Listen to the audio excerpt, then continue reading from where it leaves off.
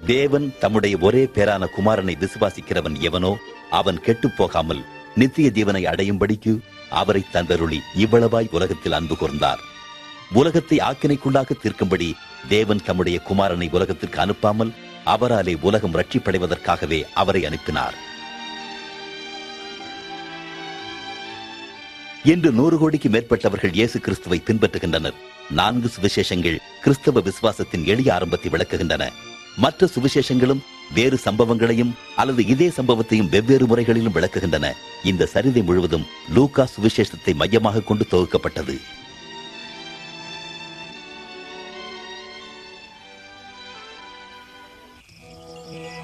அன்புள்ள தியோப்பிலுவே, எங்களுக்குள் நடந்த அநேக உண்மையான சம்பவங்களை நீங்கள் அறிந்து கொள்ள வேண்டும் என்று இதை எழுதுகிறேன்.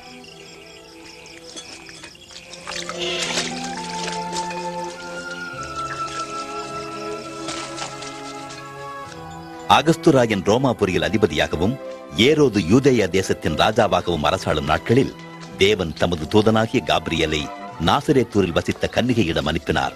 அந்த கன்னிகையின் பெயர் மரியாள்.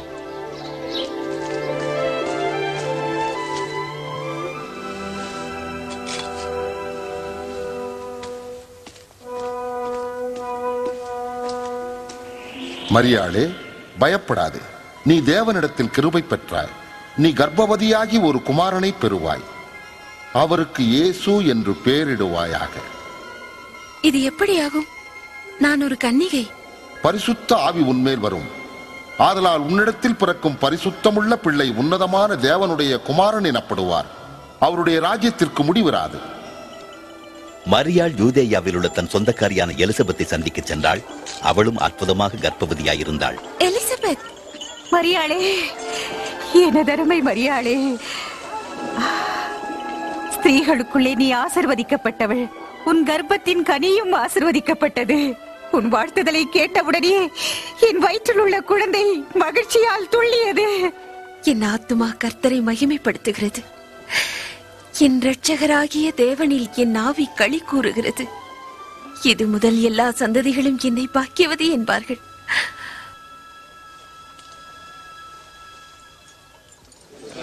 நாசரேத்து ஊரில் உள்ள அனைவரும் அறிய வேண்டியது என்னவெனில், கலிலேயா யூதேயா தேசத்தில் உள்ள அனைவரும் குடிமதிப்பெழுத வேண்டும் என்று அகஸ்தராயனால் கட்டளை பிறந்துள்ளது.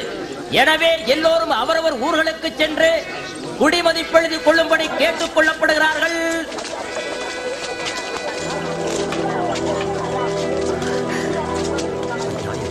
மரியாள் யூதேயாவில் உள்ள பெத்லகேம் ஊருக்கு தான் திருமண ஒப்பந்தம் செய்திருந்த யோசேப்புடன் பெயர் பதிவு செய்யும்படி சென்றாள்.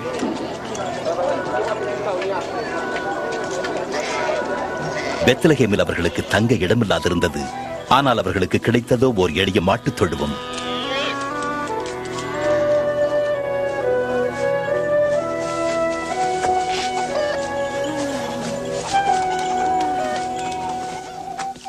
அப்பொழுது அந்த தேசத்தின் சில மேய்ப்பர்கள் இரவிலே வயல்வெளியில் ஆடுகளை காத்துக் கொண்டிருந்தார்கள். தேவதூதன் அவர்கள் முன் தோன்றினான். தெய்வீக மகிமை அவர்களை சுற்றிலும் பிரகாசித்தது.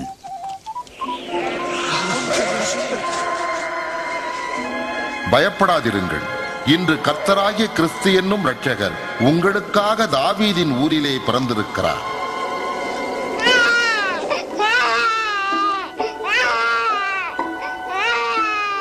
மேய்ப்பர்கள் அவ்விடம் விட்டு விரைந்து தொழுவத்தில் பிறந்த பாலனை காண சென்றனர். கன்னித்தாய்க்கு பிறந்த இரட்சகரின் பிறப்பின் நற்செய்தியை முதலில் பரப்பினவர்கள் இவர்களே.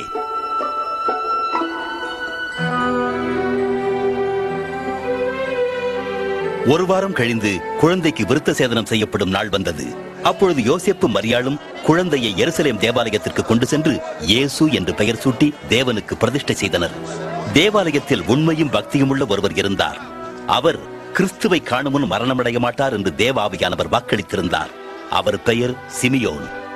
ஆண்டவரே, உமது வார்த்தையின்படி உமது அடியேனை இப்போது சமாதானத்தோடு அனுப்பிவிடுகிறேன்.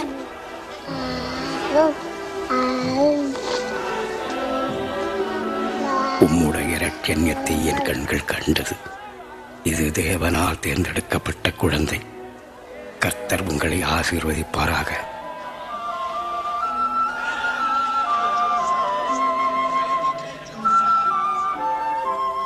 மோசேயின் நியாயப்பிரமாணத்தின்படி அவர்கள் தங்கள் கடமையை நிறைவேற்றின பின்பு எருசலேமை விட்டு நாசரேத்துக்கு திரும்பிச் சென்றார்கள்.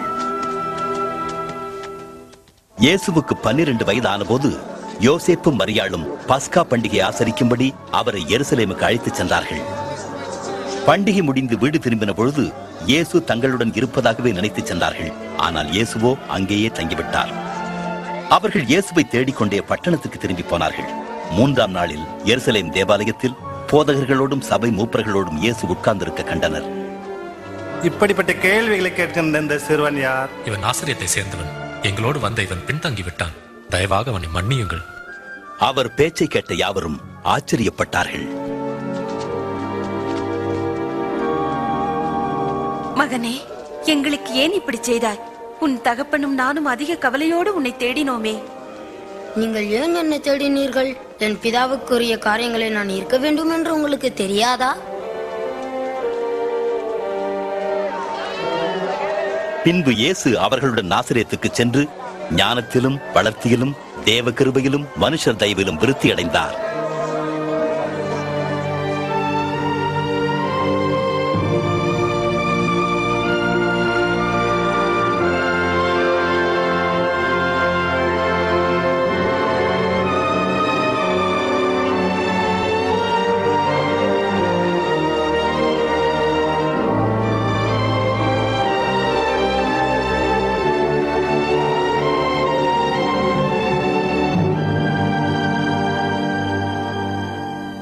திபேரியு ராயன் அரசாண்ட 15ஆம் வருஷத்திலே பொந்தியு பிலாத்து யூதேயா தேசாதிபதியாகவும் ஏரோது கலிலேயாவுக்கு அதிபதியாகவும் அன்னா காய்பா பிரதான ஆசாரியர்களாயும் இருந்த காலத்தில் வனாந்திரத்திலே யோவானுக்கு தேவனுடைய வார்த்தை உண்டாகி அவன் யோர்தான் ஆற்றுக்கு அருகிலுள்ள தேசமெங்கும் போய் பாவ மன்னிப்புக்கென்று மனம் திரும்புதலுக்கேற்ற ஞான ஸ்நானத்தை குறித்து பிரசங்கித்தான். உங்கள் பாவங்களை விட்டு திரும்புங்கள், ஞான ஸ்நானம் பெறுங்கள், கர்த்தர் உங்கள் பாவங்களை மன்னிப்பார். ஏசாயா தீர்க்கதரிசியின் புத்தகத்தில் எழுதியிருக்கிறபடியே வனாந்தரத்திலே ஒருவன் சப்தமிடுகிறார், கர்த்தருக்கு வழியை ஆயத்தப்படுத்துங்கள், அவர் செல்ல பாதையை செவ்வாய்ப்படுத்துங்கள். பள்ளத்தாக்குகள் நிரப்பப்படும், மலைகளும் குன்றுகளும் தாழ்த்தப்படும், கோணலான வழிகள் நேராக்கப்படும், கரடான வழிகள் ஒழுங்காக்கப்படும். எல்லா மனிதரும் தேவனுடைய ரட்சிப்பை காண்பார்கள். நாங்கள் என்ன செய்ய வேண்டும்?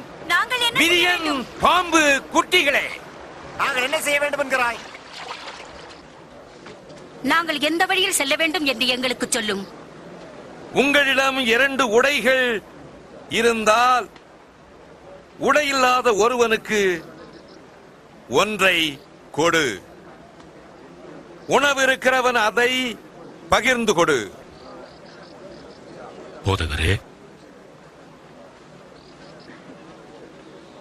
நாங்கள் வரி வசூலிப்பவர்கள்.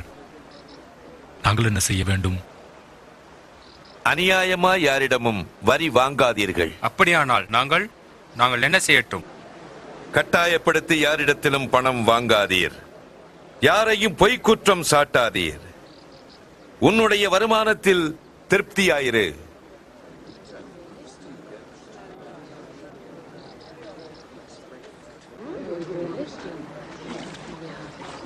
எங்களுக்கு சொல்லும், நீர்தான் கிறிஸ்துவா?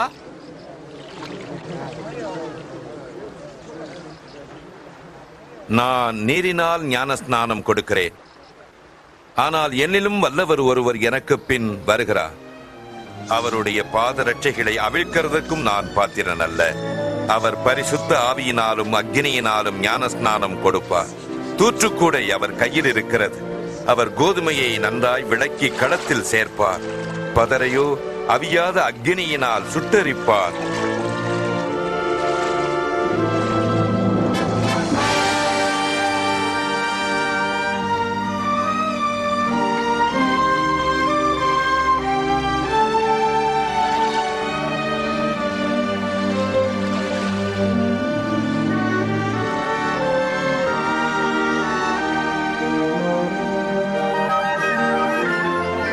அப்பொழுது பரிசுத்த ஆவியானவர் ரூபம் கொண்டு புறாவைப் போல் அவர் மேல் இறங்கினார்.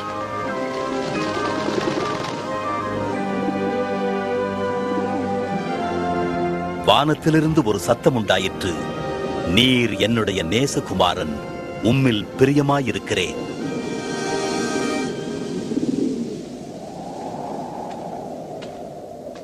இயேசு தன் ஊழியத்தை ஆரம்பிக்கிற போது சுமார் 30 வயதுள்ளவராயிருந்தார். அவர் பரிசுத்த ஆவியினாலே நிறைந்தவராய் யோர்தானை விட்டு திரும்பி ஆவியானவராலே வனாந்தரத்துக்கு கொண்டு போகப்பட்டு 40 நாள் பிசாசினால் சோதிக்கப்பட்டார். அந்த நாட்களில் அவர் ஒன்றும் உட்கொள்ளவில்லை.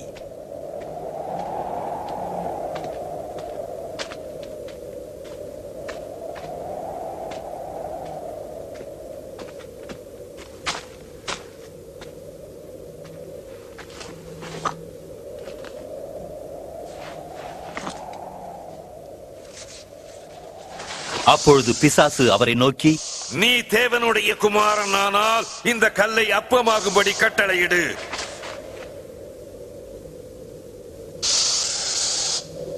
மனுஷன் அப்பத்தினால் மட்டுமல்ல, தேவனுடைய ஒவ்வொரு வார்த்தையினாலும் பிழைப்பான் என்று எழுதியுள்ளதே.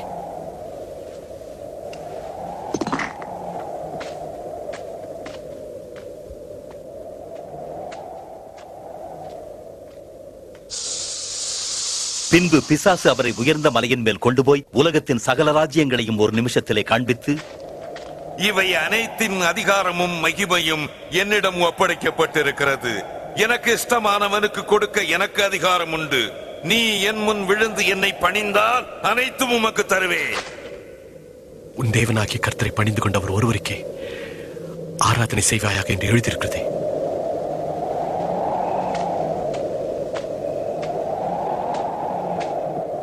பின்பு சாத்தான் அவர் எருசலேமுக்கு கொண்டு போய் தேவாலயத்தின் உப்பருகையின் மேல் நிறுத்தி, நீர் தேவனுடைய குமாரனையானால் இங்கிருந்து தாழ குதியும், ஏனெனில் உம்மை காக்கும்படி தம்முடைய தூதர்களுக்கு கட்டளையிடுவார் என்றும் உமது பாதம் கல்லில் இடராதபடி அவர்கள் உம்மை கைகளில் ஏந்தி கொண்டு போவார்கள் என்றும் எழுதியிருக்கிறதே. வேதம் சொல்லுகிறது, உன் தேவனாகிய கர்த்தரை பரீட்சை பாராதிருப்பாயாக.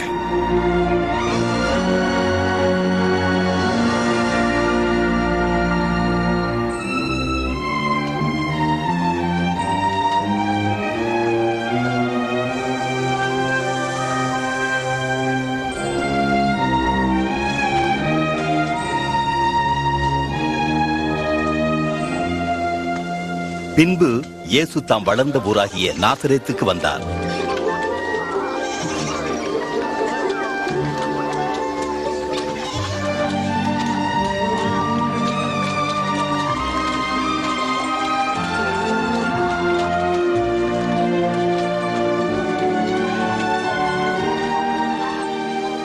மகளே, ஐயா,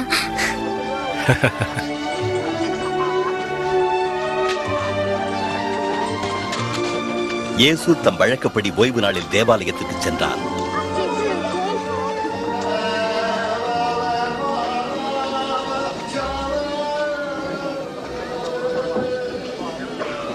ஏசாயா தீர்க்கதரிசியின் புத்தகச் சுருளின் ஒரு பகுதியை வாசிக்கும்படி அவரை கேட்டுக்கொண்டார்கள்.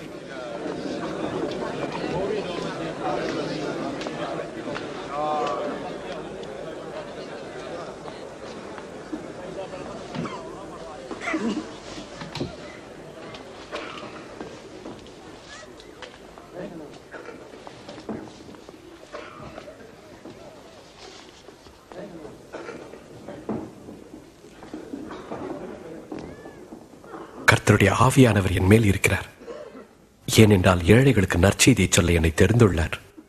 சிறைப்பட்டவர்களுக்கு விடுதலையும் குருடருக்கு பார்வையும் கொடுக்க என்னை அனுப்பியுள்ளார். நொறுங்குண்டவர்களுக்கு விடுதலை அளிக்கவும் தம்முடைய ஜனங்களை ரட்சிப்பதற்கான ஆண்டவருடைய காலம் வந்துவிட்டதும் அறிவிக்கவும் வந்துள்ளேன். இவர் நன்றாய் பேசுகிறார்.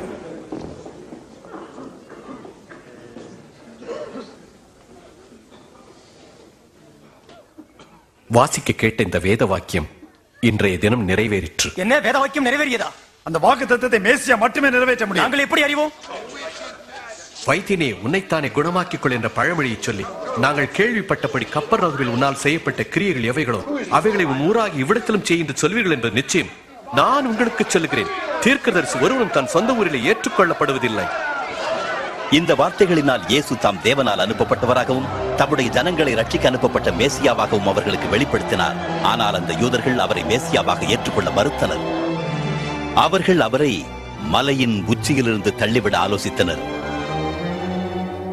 ஆனால் அவரோ அவர்கள் நடுவு நின்று கடந்து போய்விட்டார்.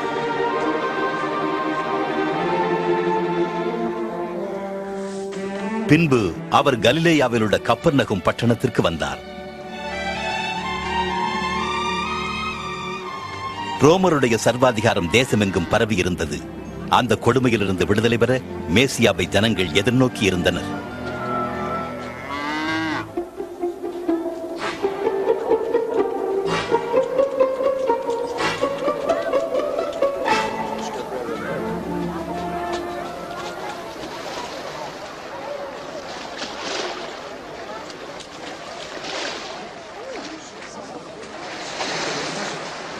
உனக்கு சமாதானம் உண்டாவதாக. உமக்கும் ஆண்டவரே. சீமோனே, உன் படகில் எனக்கு இடம் இருக்குமா? தாராளமாக. இவர் நம்மை விட்டு போய்விட மாட்டாரு. எங்களுடன் பேசும், எங்களுடன் பேசும், எங்களுடன் பேசும் ஆண்டவரே. இயேசுவே, எங்களுடன் பேசும்.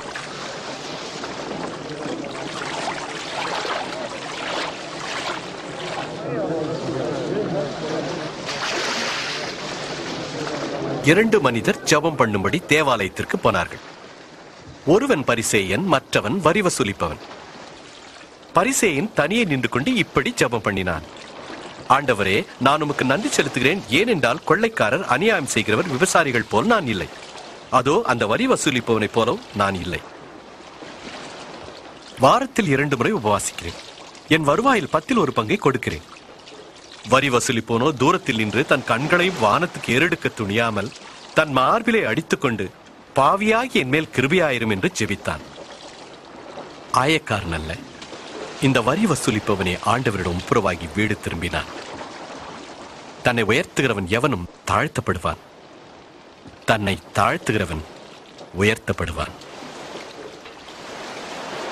படகை இன்னும் ஆழமான இடத்துக்கு கொண்டு போங்கள். நீயும் உன்னுடைய நிற்பவர்கள் மீன் பிடிக்கும்படி வலை போடுங்கள். ஓ ஆண்டவரே, இரவு முழுவதும் நாங்கள் பிரயாசப்பட்டோம், ஒன்றும் அகப்படவில்லை. ஆனாலும் உமது வார்த்தையின்படியே நான் வலையை போடுகிறேன். யோவான், யாக்கோப்,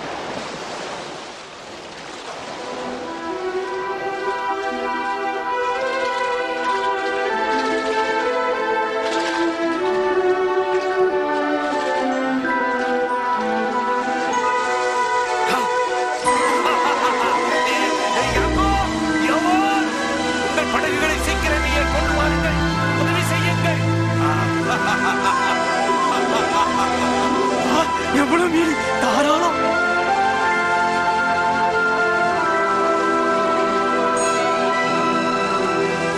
போதும் போதும், அது போதும்.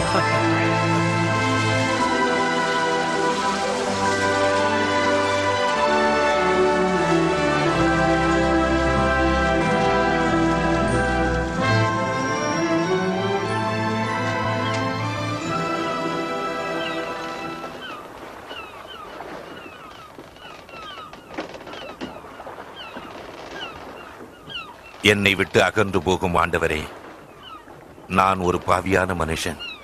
பயப்படாதே, இனி மனிதர்களை பிடிக்கிறவனாயிருப்பாய்.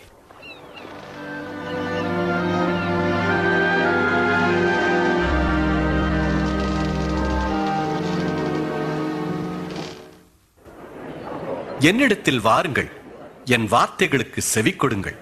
அப்பொழுது நீங்கள் வாழ்வடைவீர்கள். கர்த்தரை கண்டடையத்தக்க சமயத்தில் அவரை தேடுங்கள். அவர் சமீபமாயிருக்கையில் அவரை நோக்கி கூப்பிடுங்கள். துன்மார்க்கன் தன் வழியையும் அக்கிரமக்காரன் தன் நினைவுகளையும் விட்டு கர்த்தரிடத்தில் திரும்ப கடவன், நம் தேவனிடத்திற்கே திரும்ப கடவன். அவர் மன்னிக்கிறதற்கு தயை பெருத்திருக்கிறார்.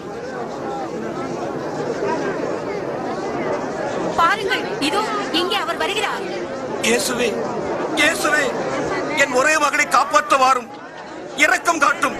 அவளுக்கு 12 வயதாகிறது. அவள் மரண வேதனைப்படுகிறாள். தயவு செய்து வாரும். யவீருவே, நான் வருந்துகிறேன்.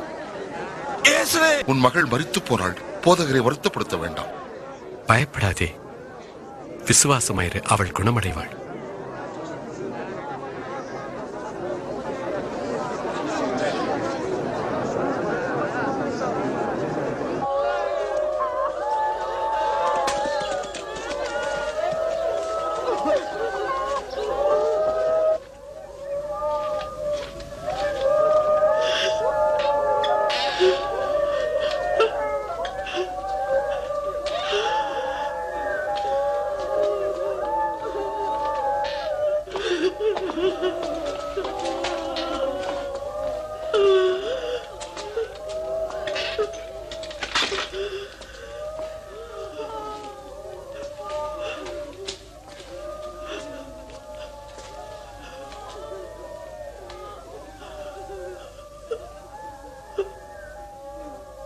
அழாதிருங்கள், அவள் மரிக்கவில்லை, நித்திரையாயிருக்கிறாள்.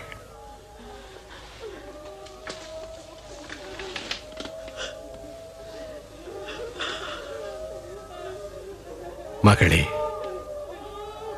எழுந்திரு.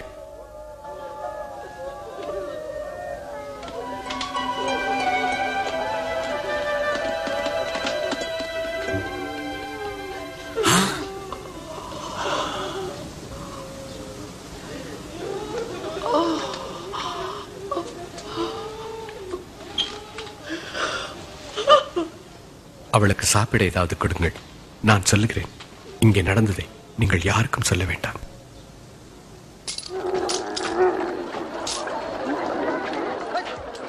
இவைகளுக்கு பின்பு இயேசு சுங்கச்சாவடியில் வரி வசூலித்துக் கொண்டிருந்த லேவி என்னும் பெயருடைய மத்தேயுவை கண்டு,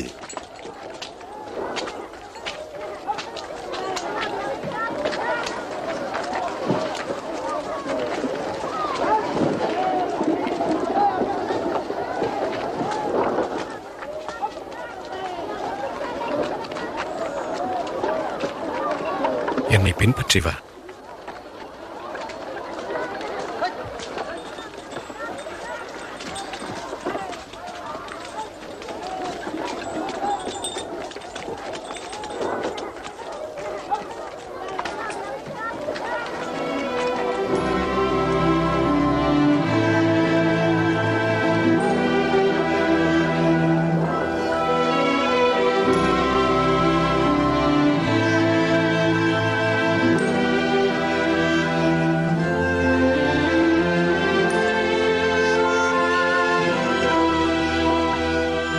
பின்பு இயேசு ஜெபம் செய்வதற்காக ஒரு மலையின் மேல் ஏறி இரவு முழுவதும் தேவனை நோக்கி ஜெபித்துக் கொண்டிருந்தார்.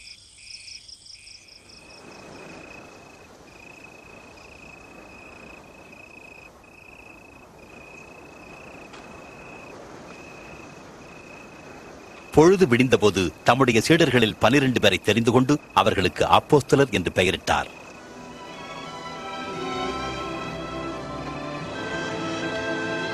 அவர்கள் பேதுரு என்று தாம் பெயரிட்ட சீமோன், அவன் சகோதரனாகிய அந்திரேயா, யாக்கோபு,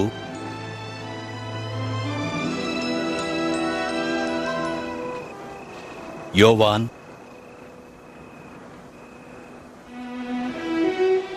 பிலிப்பு, மேலும் பர்தொலமேயு, மத்தேயு,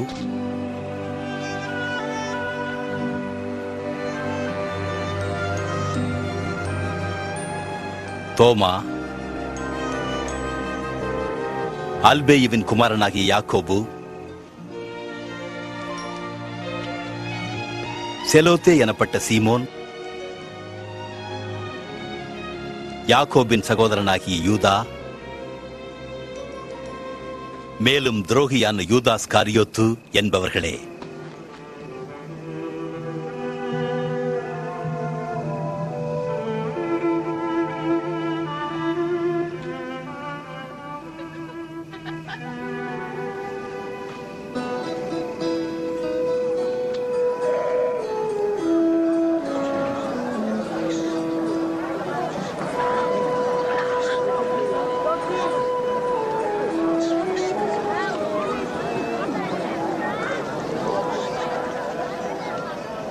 ஏழைகளாகிய நீங்கள் பாக்கியவான்கள், தேவனுடைய ராஜ்யம் உங்களுக்குரியது. இப்பொழுது பசியாயிருக்க நீங்கள் பாக்கியவான்கள், திருப்தி அடைவீர்கள். இப்பொழுது அழுகிற நீங்கள் பாக்கியவான்களை நீ நகைப்பீர்கள். மனுஷகுமார் நிமித்தமாக ஜனங்கள் உங்களை பகைத்து புறம்பாக்கி நிந்தித்து நீங்கள் பொல்லாதவர்கள் என்று தள்ளிவிடும் போது நீங்கள் பாக்கியவான்கள். அந்நாளில் மனமகிழ்ந்து துள்ளி குதியுங்கள். பரலோகத்தில் உங்கள் பலன் மிகுதியாயிருக்கும். அவருடைய பிதாக்கள் தீர்க்கதரிசிகளுக்கும் அப்படியே செய்தார்கள்.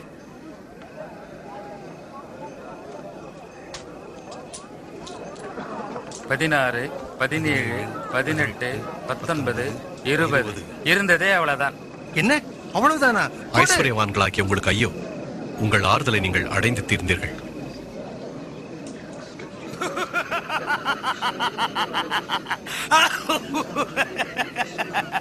அவன் ஐஸ்வர்யவானாக விரும்பவில்லை, அவனுக்கு பைத்தியம் பிடித்திருக்க வேண்டும்.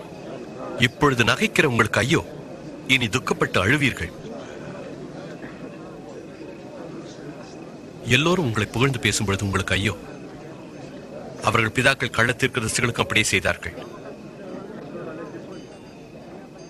எனக்கு செவி கொடுக்கிறவங்களுக்கு நான் சொல்லுகிறேன், சத்துருக்களை சிநேகியுங்கள், பகைக்கிறவர்களுக்கு நன்மை செய்யுங்கள், சபிக்கிறவர்களை ஆசீர்வதியுங்கள்,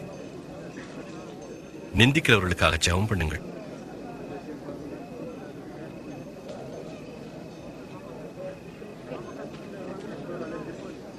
உன்னை ஒரு கன்னத்தில் அறைகிறவனுக்கு மறு கன்னத்தையும் காண்பி.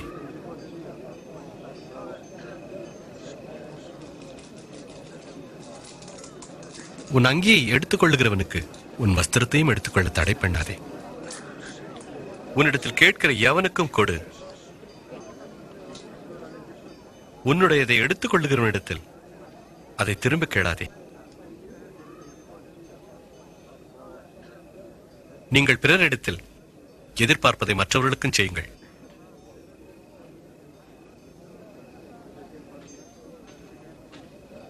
உங்களை சிநேகிக்கிறவர்களை மட்டுமே நீங்கள் சிநேகித்தால் அதனால் உங்களுக்கு பலன் என்ன? பாவிகளும் தங்களை சிநேகிக்கிறவர்களே சிநேகிக்கிறார்களே. உங்களுக்கு நன்மை செய்கிறவர்களுக்கே நீங்கள் நன்மை செய்தால் உங்களுக்கு என்ன பலன்?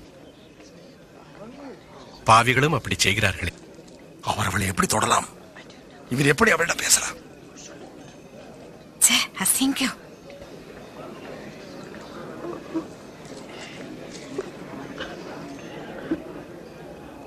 இல்லை, விரோதிகளை நேசியுங்கள், நல்லதை செய்யுங்கள், கைமாறு கருதாமல் கடன் கொடுங்கள்.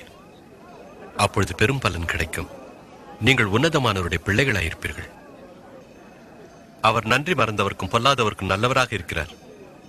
நீங்களும் கூட பரமபிதாவை போல இரக்கமுள்ளவர்களாயிருங்கள். இயேசுவே லட்சியம். குற்றம் தீர்க்காதீர்கள், நீங்களும் தீர்க்கப்பட மாட்டீர்கள். தண்டனைக்குள்ளாக்காதீர், நீங்களும் தண்டிக்கப்பட மாட்டீர்கள். மன்னியுங்கள், நீங்களும் மன்னிக்கப்படுவீர்கள். உமது வழியில் எங்களை நடத்தும் போதகரே.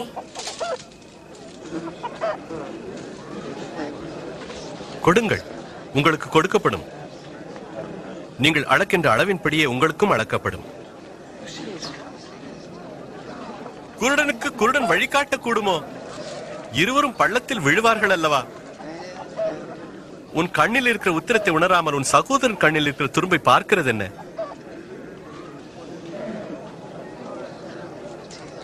எங்களை வழிநடத்தும் போதகரே. போதகரே, இப்பொழுது நீர் எங்களுக்கு தேவை. உம்மை பெற்றெடுத்து வளர்த்த தாய் எவ்வளவு பாக்கியம் உள்ளவள். தேவனுடைய வார்த்தையை கேட்டு அதன்படி நடக்கிறவர்களே பாக்கியவான்கள். இந்த மனிதனை பற்றி நான் அறிய விரும்புகிறேன். அவர் மேசியாவாக இருப்பார் என்று நீ நினைக்கிறாயா?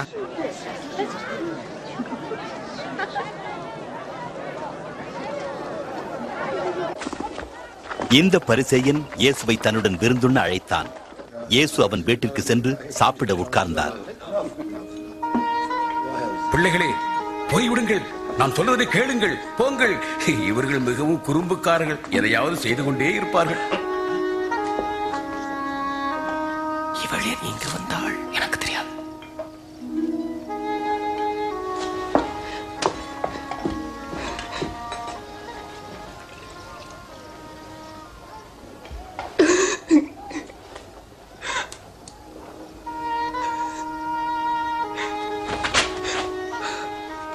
அவள் என்ன செய்கிறாள்?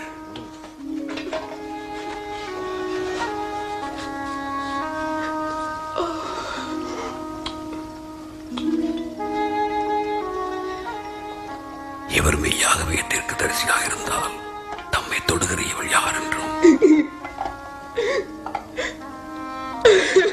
இவளுடைய பாவ வாழ்க்கை எப்படிப்பட்டது என்று அறிந்திருப்பார். சீமோன், இந்த ஸ்திரீ யார் என்று நான் அறிவேன். உனக்கு ஒரு காரியம் சொல்ல வேண்டும். ஒருவனிடத்தில் 2 பேர் கடன்பட்டிருந்தார்கள். ஒருவன் 500 வெள்ளிக்காசும் மற்றவன் 50 வெள்ளிக்காசும். கொடுக்க அவர்களுக்கு முடியாத போது இருவருக்கும் கடனை மன்னித்து விட்டான். இப்படி இருக்க எவன் அவனிடத்தில் அதிக அன்பாயிருப்பான்? எவனுக்கு அதிகமாக மன்னிக்கப்பட்டதோ அவனே என்று நான் நினைக்கிறேன். சரியாக சொன்னாய். இந்த ஸ்திரீயை பார்க்கிறாயே, நான் உன் வீட்டில் பிரவேசித்தேன். நீ என் கால்களுக்கு தண்ணீர் தரவில்லை. இவ்வளோ கண்ணீரினால் என் கால்களை நனைத்து தன் தலைமயிரினால் அவைகளை துடைத்தாள். நீ என்னை முத்தம் செய்யவில்லை. இவ்வளவு உள்ளே வந்ததிலிருந்து என் பாதங்களை ஓயாது முத்தம் செய்தாள். நீ என் தலையில் எண்ணெய் பூசவில்லை. இவ்வளோ என் பாதங்களில் பரிமள தைலம் பூசினாள். நான் உனக்கு சொல்லுகிறேன், இவள் செய்த அநேக பாவங்கள் மன்னிக்கப்பட்டது. இவள் மிகவும் அன்பு கூர்ந்தாளே. எவனுக்கு கொஞ்சம் மன்னிக்கப்படுகிறதோ அவன் கொஞ்சமாய் அன்பு கூறுவான்.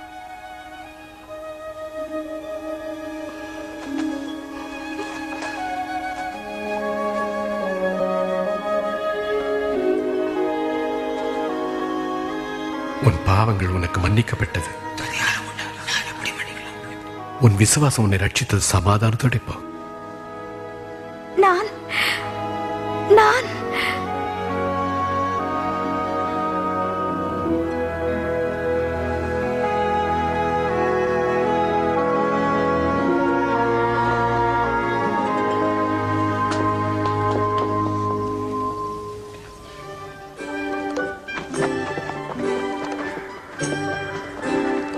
பின்பு இயேசு பிரயாணம் செய்து தேவனுடைய ராஜ்யத்தின் நற்செய்தியை போதித்து வந்தார். 12 சீஷர்களும் பிசாசுகளினால் பீடிக்கப்பட்டு விடுவிக்கப்பட்ட மகதலேனாள் எனப்பட்ட மரியாளும், ஏரோதின் காரியக்காரனான கூசாவின் மனைவியாகிய யோவன்னாளும் சூசன்னாளும் அவருடன் இருந்தனர்.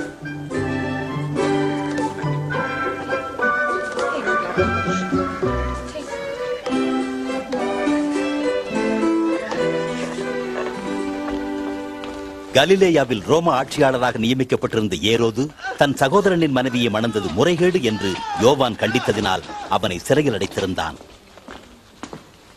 வாங்க. நாங்கள் நாயின் ஊர்வாசலை சமீபித்த போது மரித்த ஒருவனை அடக்கம் பண்ண கொண்டு வந்தார்கள். அது அந்த விதவைக்கு அவன் ஒரே மகன். இயேசு அவளை பார்த்து மனதுருக்கம் நிறைந்தவராய் அந்த பாடையை தொட்டு, வாரிவனே எழுந்திரு என்று உனக்கு சொல்லுகிறேன் என்றார். உடனே மரித்தவன் எழுந்து உட்கார்ந்தான். இயேசு அவனை அவன் தாயிடம் ஒப்படைத்தார். அவரிடம், கேள், வருவார் என்று யோவான் சொன்னது நீர்தானா? இல்லை வேறொருவருக்காக காத்திருக்க வேண்டுமா?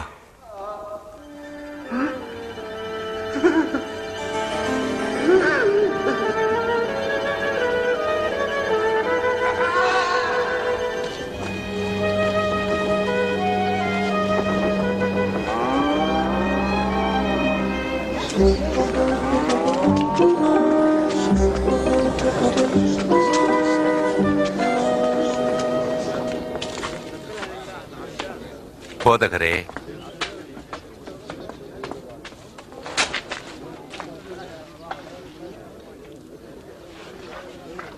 போதகரே, வருகிறவர் நீர்தானா அல்லது வேறொருவர் வர காத்திருக்க வேண்டுமா என்று கேட்க யோவான் எங்களை அனுப்பினார். யோவானிடம் போய் கண்டவைகளையும் கேட்டவைகளையும் அறிவியுங்கள். குருடர் பார்வையிடுகிறார்கள், முடவர் நடக்கிறார்கள். என்னை நம்புவதற்கு எவன் எவ்வித தடையும் காணவில்லை, அவன் பாக்கியவான்.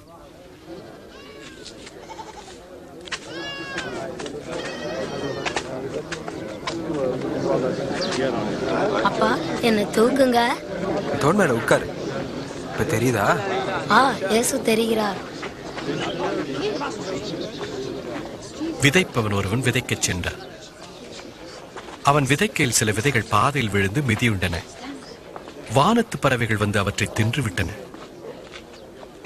சில விதைகள் கற்பாறையின் மேல் விழுந்தன. அவை முளைத்த பின் அங்கே ஈரமில்லாததால் உலர்ந்து போயின.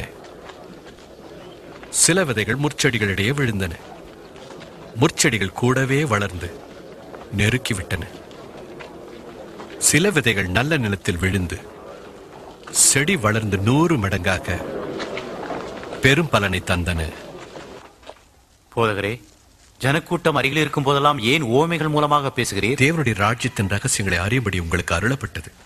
மற்றவர்களுக்கோ அவர்கள் கண்டும் காணாதவர்களாகவும் கேட்டும் உணராதவர்களாகவும் இருக்க அவைகள் ஓமைகளாக சொல்லப்படுகிறது.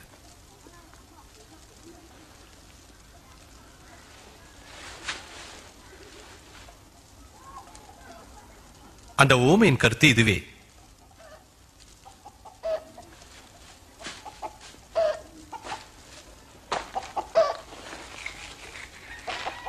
விதை என்பது தேவனுடைய வசனம்.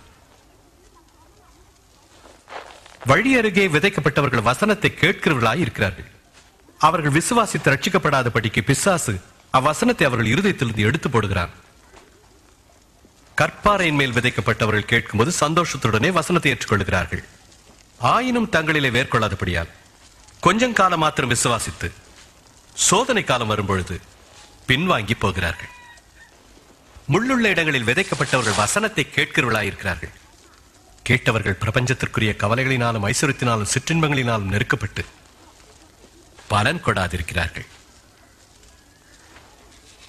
நல்ல நிலத்தில் விதைக்கப்பட்டவர்கள் வசனத்தை கேட்டு அதை உண்மையும் நன்மையுமான இருதயத்திலே காத்து பொறுமையுடனே பலன் கொடுக்கிறவர்களாயிருக்கிறார்கள்.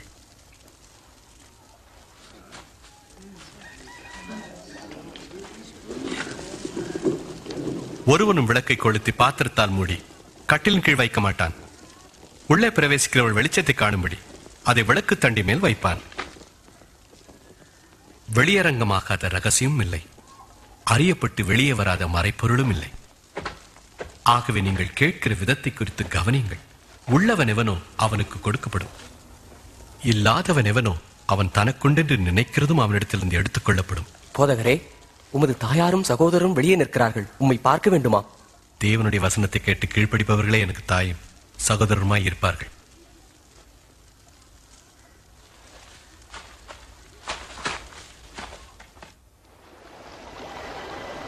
ஒரு நாள் இயேசு தம் சீஷரோடு படகில் ஏறி கடலின் அக்கறைக்கு போவோம் வாருங்கள் என்றார்.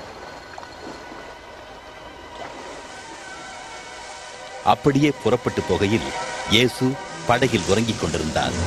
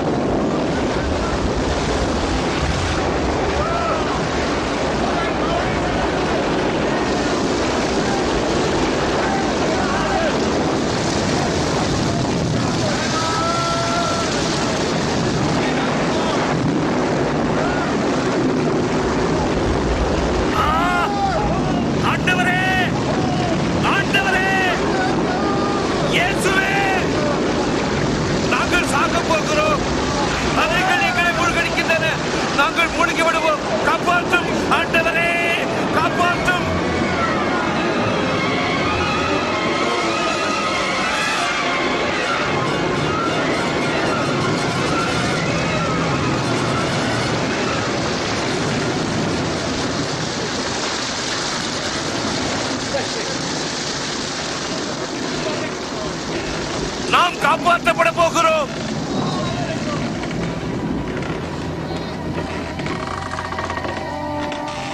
உங்கள் விசுவாசம் எங்கே?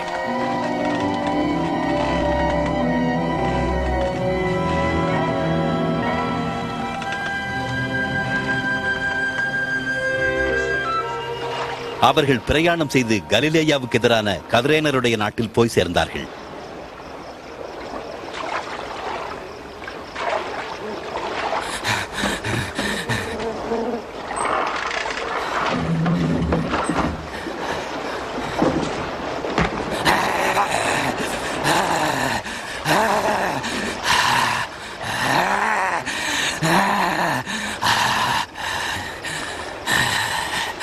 இயேசுவே, உன்னதமான தேவகுமாரனே, என்னிடத்தில் உமக்கு என்ன வேண்டும்? என்னை வேதனைப்படுத்தாதபடிக்கு உம்மை வேண்டிக் கொள்கிறேன். உன் பெயர் என்ன?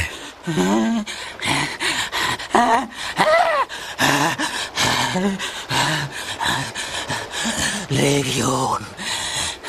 ஆண்டவரே, நாங்கள் பாதாளத்திலே போகாதபடிக்கு எங்களை எங்களை அந்த பன்றிகளுக்குள் போக அனுமதியும்.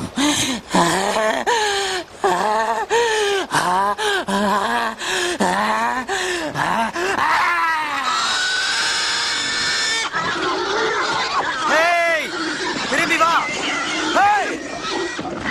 இல்ல, அப்படியே பிசாசுகள் அம்மனிதனை விட்டு பன்றிகளுக்குள் புகுந்தன.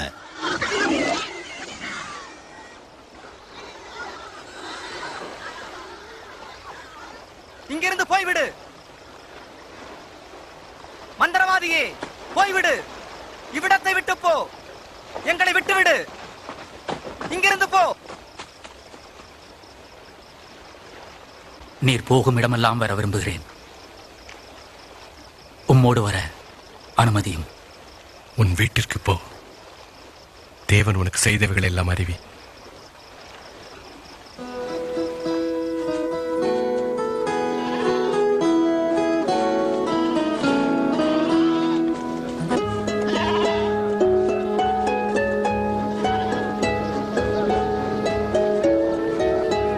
இயேசுவும் அவருடைய சீஷர்களும் தனித்திருக்க பெத்சாய்தா என்னும் ஊருக்கு சென்றனர்.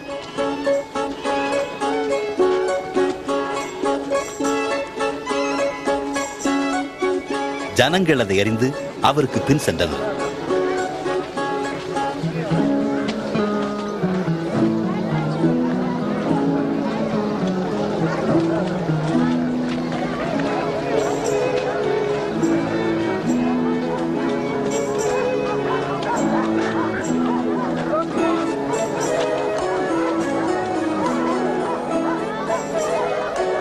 சாயங்காலமான போது பேதுரு அவரை நோக்கி, ஆண்டவரே, இந்த ஜனங்களை அனுப்பிவிடும்.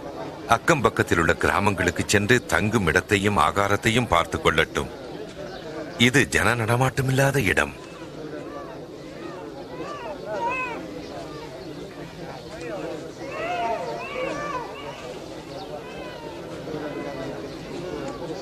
நீங்களே அவர்களுக்கு போஜனம் கொடுங்கள். ஆனால் எங்களிடம் இருப்பது 5 அப்பங்களும் 2 மீன்களும் தான்.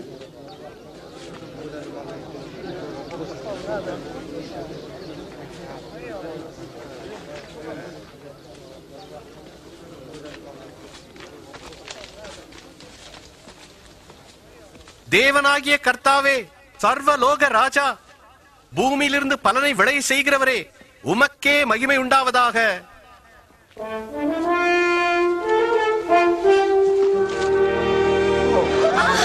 இது ஒரு அற்புதம். நம்பவே முடியல.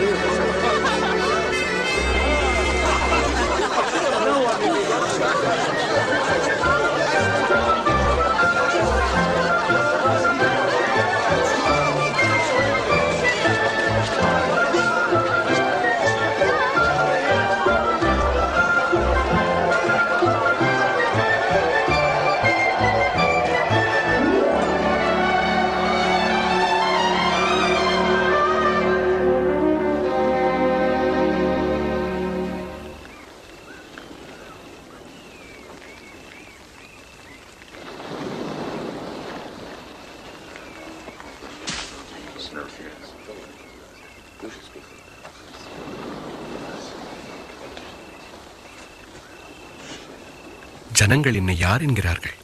சிலர் உம்மை யோவான் ஸ்நானகன் என்கின்றனர், மற்றவர் உம்மை எலியா என்கின்றனர், வேறு சிலர் ஆதிகாலத்து தீர்க்கதரிசிகளில் ஒருவர் மீண்டும் உயிரோடு வந்துவிட்டார் என்கின்றனர். நீ என்னை யார் என்று சொல்லுகிறாய்?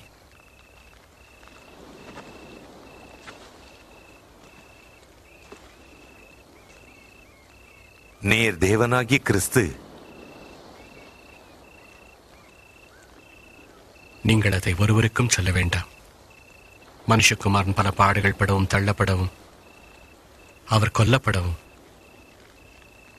ஆனால் 3ஆம் நாளில் உயிர்த்தெழுந்திருக்கவும் வேண்டும்.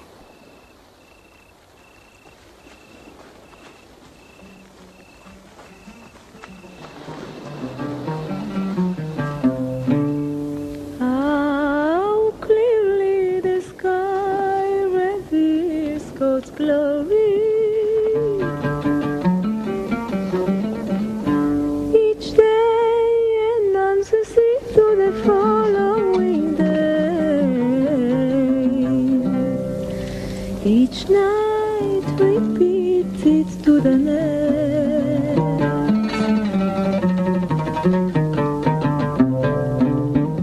உங்களில் யார் என்னோடு வருவீர்கள்?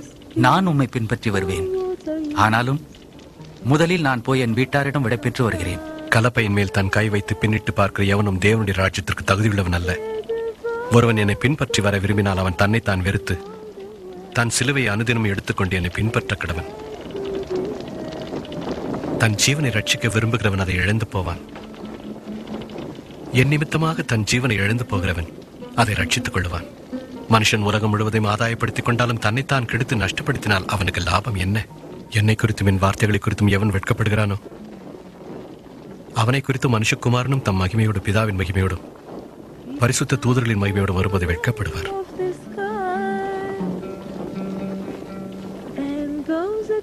மெய்யாகவே சொல்லுகிறேன், இங்கே நிற்பவர்களில் சிலர் தேவனுடைய ராஜ்யத்தை காணும் மரணத்தை ருசி பார்ப்பதில்லை.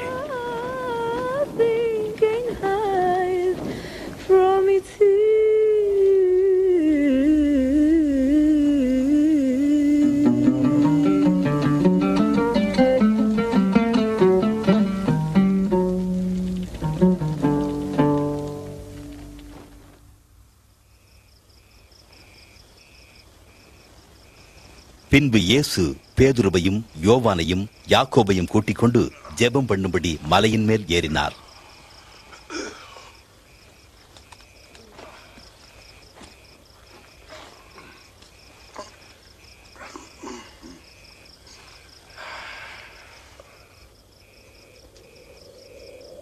அவர் ஜெபம் பண்ணுகையில் அவருடைய முகரூபம் மாறி அவருடைய உடை வெண்மையாகி பிரகாசித்தது.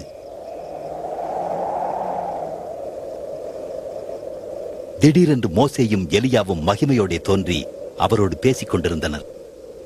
நீர் தேவ சித்தமது நிறைவேற்றுவீர். நீர் எருசலேமில் மரணமடைவீர்.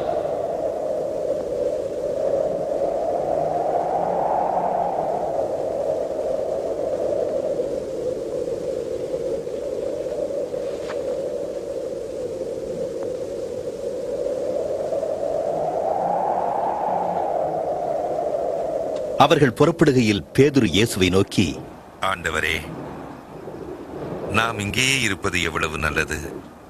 இங்கேயே 3 கூடாரங்களை போடுவோம், ஒன்று உமக்கும். பேதுரு பேசுகையில் ஒரு மேகம் வந்து அவர்கள் மேல் நிழலிட்டது.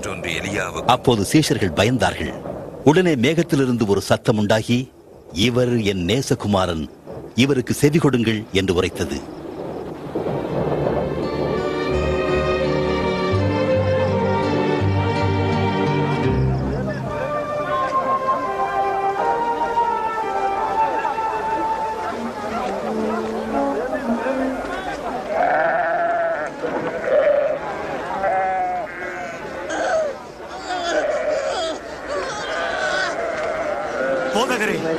போதகரே, என் மகனை கண்ணோக்கி பாரும். தயவு செய்து அவனுக்கு உதவி செய்யும். அவன் எனக்கு ஒரே மகன். அவனை குணமாக்க உமது சீஷரை வேண்டிக் கொண்டேன். ஆனால் அவர்களால் முடியாமல் போயிற்று. விசுவாசம் இல்லாத மாறுபாடான சந்ததியே, எதுவரைக்கும் நான் உங்களோடு இருந்து உங்களிடத்தில் பொறுமையாயிருப்பேன். உன் மகனை இங்கே கொண்டு வா.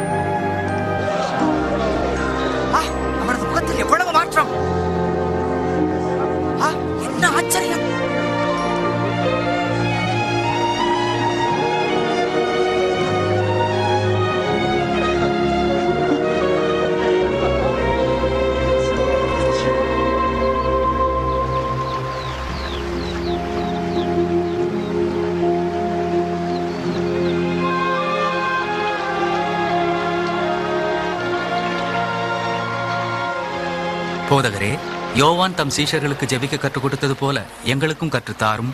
பரமண்டலங்களில் இருக்கிற எங்கள் பிதாவே, உம்முடைய நாமம் பரிசுத்தப்படுவதாக, உம்முடைய ராஜ்யம் வருவதாக, உம்முடைய சித்தம் பரமண்டலத்திலே செய்யப்படுவது போல பூமியிலேயும் செய்யப்படுவதாக.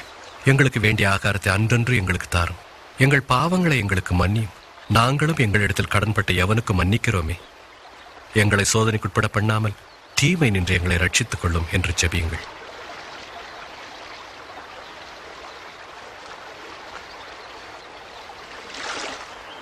கேளுங்கள், அப்பொழுது உங்களுக்கு கொடுக்கப்படும். தேடுங்கள், அப்பொழுது கண்டடைவீர்கள். தட்டுங்கள், அப்பொழுது உங்களுக்கு திறக்கப்படும். ஏனென்றால் கேட்கிறவன் எவனும் பெற்றுக் கொள்ளுகிறான், தேடுகிறவன் கண்டடைகிறான், தட்டுகிற எவனுக்கும் கதவு திறக்கப்படும்.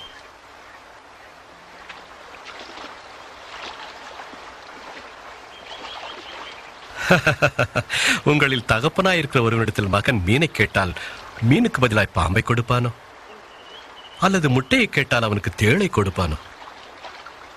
பொல்லாதவர்களாக்கி நீங்கள் உங்கள் பிள்ளைகளுக்கு நல்ல ஈவை கொடுக்க அறிந்திருக்கும் போது பரம பிதாவானவர் தமிழத்தில் வேண்டிக் கொள்கிறவர்களுக்கு பரிசுத்த ஆவியை கொடுப்பது அதிக நிச்சயம் அல்லவா?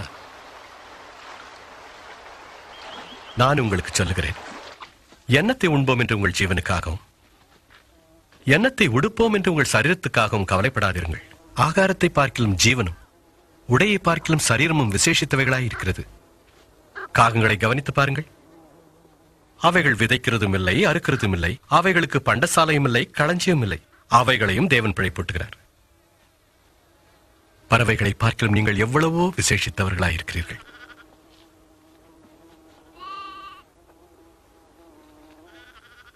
கவலைப்படுவதனால் தன் சரீர அளவோடு எவன் ஒரு முழத்தை கொட்டுவான்?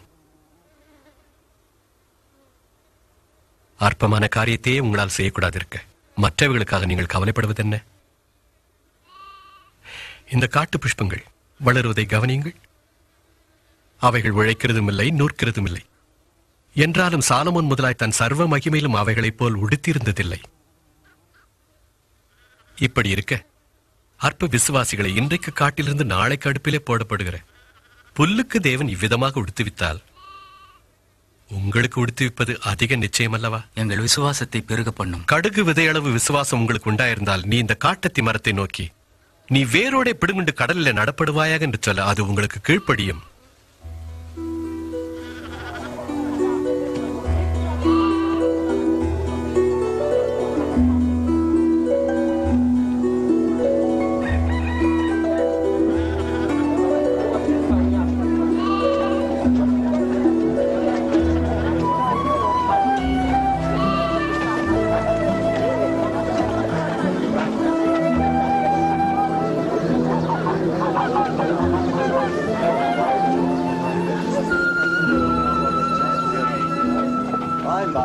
இடரல்கள் வராமல் போவது கூடாத காரியம்.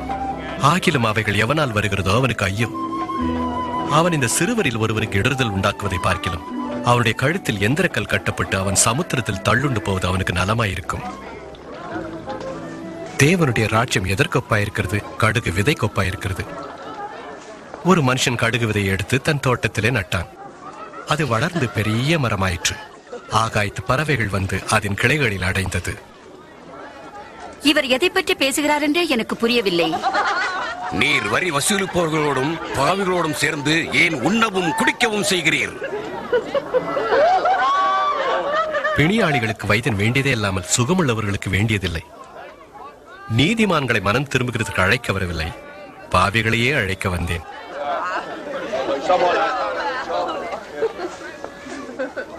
தேவராஜ்யத்தை குறித்து எங்களுக்கு சொல்லும். இன்னும் ஏதாகிலும் உண்டா?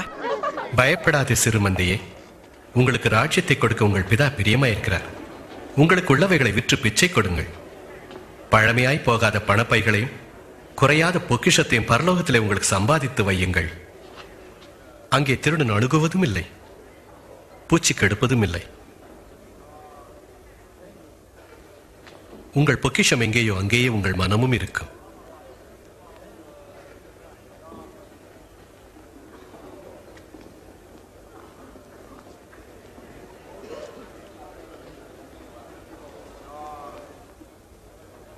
ஸ்திரீயே, உன் நோயிலிருந்து விடுதலையாக்கப்பட்டாய்.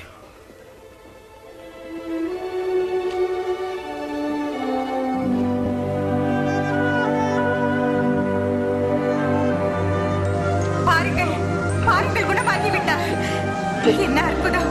வந்து பாருங்கள், இவள் குணமடைந்து விட்டார். தேவனுக்கு ஸ்தோத்திரம். 18 வருஷம்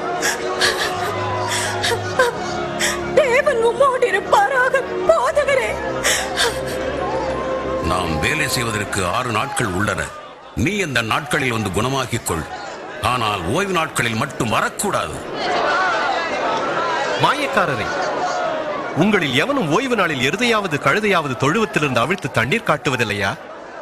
இதோ சாத்தான் 18 வருஷமாய் கட்டியிருந்த ஆபிரகாமின் குமார்த்தியாக இவளை ஓய்வு நாளில் இந்த கட்டிலிருந்து அவிழ்த்து விட வேண்டியதில்லையா?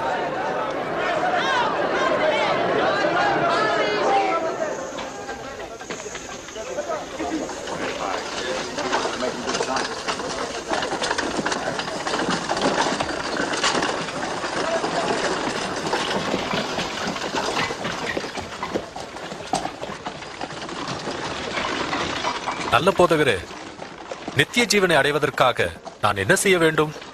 என்னை நல்லவன் என்று சொல்வானே. தேவன் ஒருவர் தவிர நல்லவன் ஒருவனும் இல்லையே. நீ கற்பனைகளை அறிந்திருக்கிறாயே. விபச்சாரம் செய்யாதிருப்பாயாக, கொலை செய்யாதிருப்பாயாக, பொய் சாட்சி சொல்லாதிருப்பாயாக, உன் தகப்பனையும் தாயையும் கனம் பண்ணுவாயாக. இந்த கற்பனைகளை எல்லாம் என் சிறு வயது முதல் பின்பற்றி வருகிறேனே. இன்னும் உன்னிடத்தில் ஒரு குறைவு உண்டு. உனக்கு உண்டானவைகள் எல்லாம் விற்று தரித்திரருக்கு கொடு. அப்பொழுது பரலோகத்தில் உனக்கு பொக்கிஷம் இருக்கும்.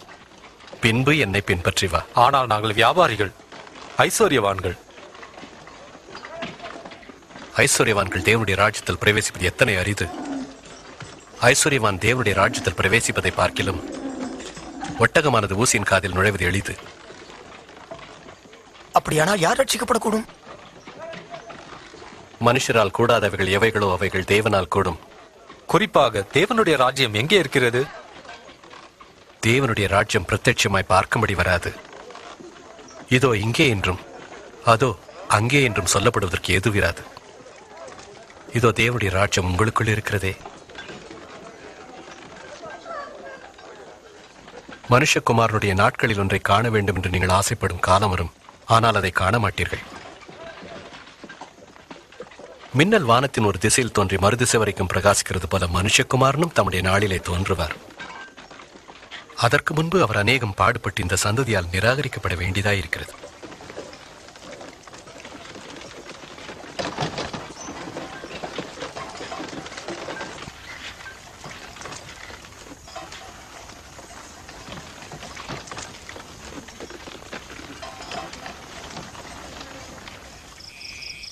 வேதத்தில் ஒரு எழுத்தின் உறுப்பு அழிந்து போவதை பார்க்கிலும் வானமும் பூமியும் ஒழிந்து போவது எளிதாயிருக்கும். நான் சொல்லுகிறேன், அநேக தீர்க்கதரிசிகளும் ராஜாக்களும் நீங்கள் காண்கிறவர்களை காண கேட்க விரும்பியும் காணாமலும் கேளாமலும் போனார்கள். நாங்கள் என்ன செய்ய வேண்டும்? நியாய பிரமாணத்தில் என்ன எழுதியிருக்கிறது? நீ வாசித்திருக்கிறது என்ன? உன் தேவனாகிய கர்த்தரிடத்தில் உன் முழு இருதயத்தோடும் முழு ஆத்மாவோடும் முழு பலத்தோடும் முழு சிந்தையோடும் அன்பு கூர்ந்து உன்னிடத்தில் அன்பு கூறுவது போல் பிறனிடத்தில் அன்பு கூறுவாயாக. சரியாய் சொன்னாய். அப்படியே செய், பிழைப்பாய். எனக்கு பிறன் யார்? அந்த சிப்பாய்கள் அல்ல. அப்படி என்றால் ராயன்? ஒரு மனுஷன் எருசலேமிலிருந்து எரிகோவுக்கு போகையில் கள்ளர் கையில் ஆகப்பட்டான். அவன் வஸ்திரங்களை உரிந்து கொண்டு அவனை காயப்படுத்தி குற்றீராக விட்டு போனார்கள். அப்பொழுது தற்செயலாய் ஒரு ஆசாரியன் அந்த வழியே வந்து அவனை கண்டு பக்கமாய் விலகி போனான். அந்தபடியே ஒரு லேவியனும் அந்த இடத்துக்கு வந்து அவனை கண்டு அவனும் பக்கமாய் விலகி போனான். பின்பு சமாரியன் ஒருவன் பிரயாணமாய் வருகையில் அவனை கண்டு மனதுருகி கிட்ட வந்து அவனுடைய காயங்களில் எண்ணெயும் திராட்சரசம் வார்த்து காயங்களை கட்டி அவனை தன் கழுதையின் மேல் ஏற்றி சத்திரத்திற்கு கொண்டு போய் பராமரித்தான். மறுநாளிலே தான் புறப்படும் போது 2 பணத்தை சத்திரத்தான் கைகளில் கொடுத்து, நீ இவனை விசாரித்துக் கொள், அதிகமாய் ஏதாகிலும் செலவழித்தான் நான் திரும்பி வரும்போது தருவேன் என்றான். இப்படி இருக்க கள்ளர் கையில் அகப்பட்டவனுக்கு இந்த 3 பேரில் எவன் பிறனாயிருந்தான்? அவனுக்கு இரக்கம் காட்டியவனே. நீயும் போய் அந்தபடியே செய். சிறு பிள்ளைகள் என்னிடத்தில் வருவதற்கு இடம் கொடுங்கள், அவர்களை தடை பண்ணாதிருங்கள். தேவனுடைய ராஜ்யம் அப்படிப்பட்டவர்களுடையது. எவனாகிலும் சிறு பிள்ளையைப் போல தேவனுடைய ராஜ்யத்தை ஏற்றுக்கொள்ளாவிட்டால் அதில் பிரவேசிக்க மாட்டான் என்று மெய்யாகவே உங்களுக்கு சொல்லுகிறேன். இப்படிப்பட்ட ஒரு பிள்ளையை ஏற்றுக்கொள்ளுகிறவன் என்னை ஏற்றுக்கொள்ளுகிறான், என்னை ஏற்றுக்கொள்ளுகிறவன் என்னை அனுப்பினவரை ஏற்றுக்கொள்ளுகிறான். உங்களில் சிறுமியாயிருப்பவன் எவனோ அவன் பெரியவனாயிருப்பான்.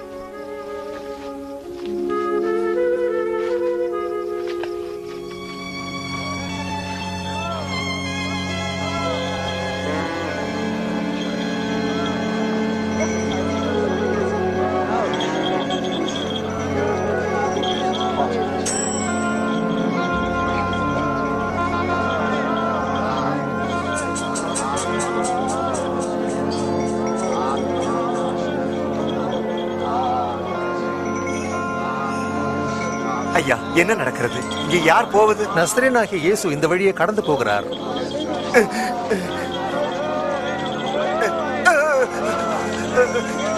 இயேசுவே! ஓ, இயேசுவே! தாவீதின் குமாரனே, எனக்கு கருணை செய்யும்.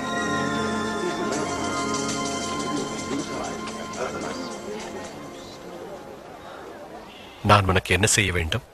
நான் பார்க்க விரும்புகிறேன்.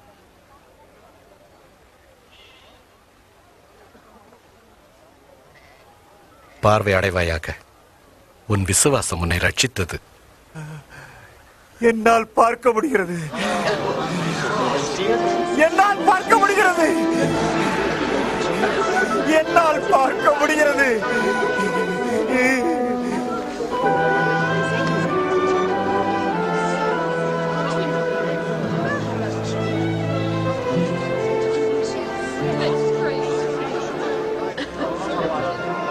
இயேசு எருசலேமுக்கு போகும் வழியில் அநேகர் அவரை சந்தித்தனர். ஜனங்கள் அவரிடம் வந்து மீட்கப்படுவதற்கான வழியையும் தேவனுடைய ராஜ்யத்தையும் குறித்து அதிகமாக தங்களுக்கு கற்றுக் கொடுக்கும்படி கேட்டுக்கொண்டார்கள்.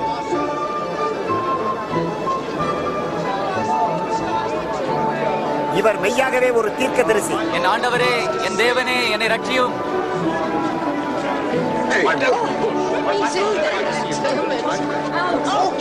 தேவனே, எங்களை ரட்சியும், எங்களை ரட்சியும். தேவனுக்கு ஸ்தோத்திரம். ஆண்டவரே, மெய்யான வழியை எங்களுக்கு காட்டும். ஜனங்கள் இயேசுவை ஏற்றுக்கொள்ளத் தொடங்கினர். எரிகோ என்னும் ஊரில் சகேயு என்னும் பெயர் கொண்ட வரி வசூலிப்பவன் இயேசுவை பார்க்க விரும்பி ஜனக்கூட்டத்தின் நிமித்தம் மரத்தின் மேல் ஏறினான். சகேயுவே, சீக்கிரமா இறங்கி வா. இன்றைக்கு நான் உன் வீட்டில் தங்க வேண்டும். என் வீட்டிலா? அவனுடைய வீட்டில் யார் தங்க விரும்புவார்கள்? இயேசுவை சகேயுவுக்கு எப்படி தெரியும்?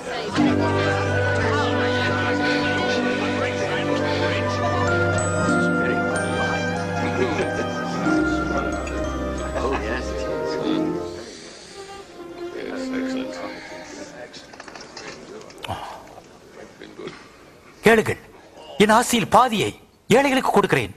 நான் யாரிடமாவது அநியாயமாய் எதையாயிலும் வாங்கி இருந்தால் நாளத்தனையாக திரும்ப கொடுத்து விடுகிறேன்.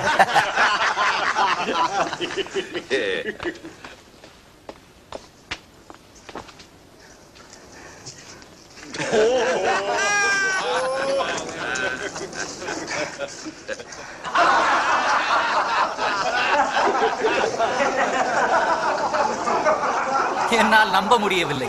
வரி வசூலிக்கும் ஒருவன் திரும்ப கொடுக்கிறானா? கூடாத காரியம்.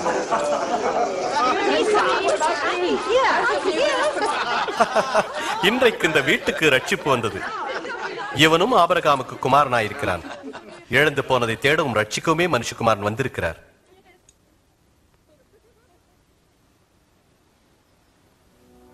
கேளுங்கள், நாம் எருசலேமுக்கு போகிறோம். மனுஷகுமாரனை குறித்து தீர்க்கதரிசிகளால் எழுதப்பட்ட விலங்கை நிறைவேறும். அவர் புறஜாதியிடத்தில் ஒப்புக் கொடுக்கப்படுவார். அவர்கள் அவரை பரியாசம் பண்ணி அவரை நிந்தைக்குள்ளாக்கி முகத்தில் துப்புவார்கள். வாரினால் அடித்து கொலை செய்வார்கள். ஆனால் 3ஆம் நாளிலே உயிரோடு எழுந்திருப்பார்.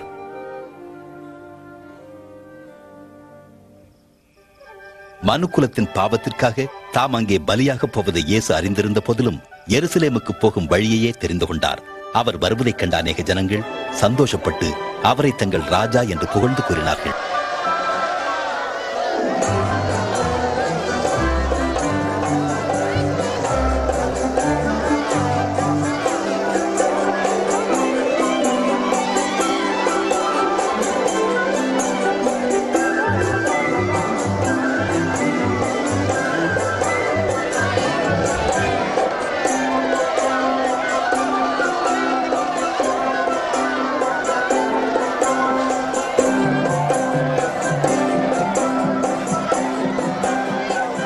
போதகரே, அமைதியா இருக்கும்படி உமது சீஷருக்கு கட்டளையிடும். இவர்கள் பேசாமல் இருந்தால் இந்த கல்லுகளை கூப்பிடும் என்று உங்களுக்கு சொல்லுகிறேன். இவரே சமாதான பிரபு.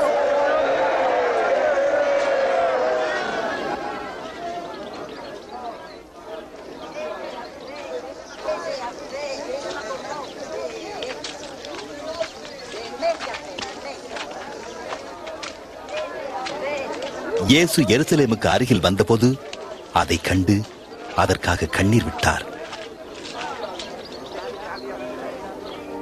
இந்நாளிலாவது உனக்கு கிடைத்த உன் சமாதானத்துக்கு ஏற்றவர்களை நீ அறிந்திருந்தாயனால் நலமாயிருக்கும். இப்பொழுது அவைகள் உன் கண்களுக்கு மறைவாக உன் சத்துருக்கள் உன்னை சூழ மதில் எழுப்பி உன்னை வளைந்து கொண்டு எப்பக்கத்திலும் உன்னை நெருக்கி அழித்திடுவார்கள். உன்னையும் உன் பிள்ளைகளையும் தரையோடு தரையாக்கி உன்னிடத்தில் ஒரு கல்லின் மேல் ஒரு கல்லிராதபடிக்கு செய்யும் நாட்கள் உனக்கு வரும்.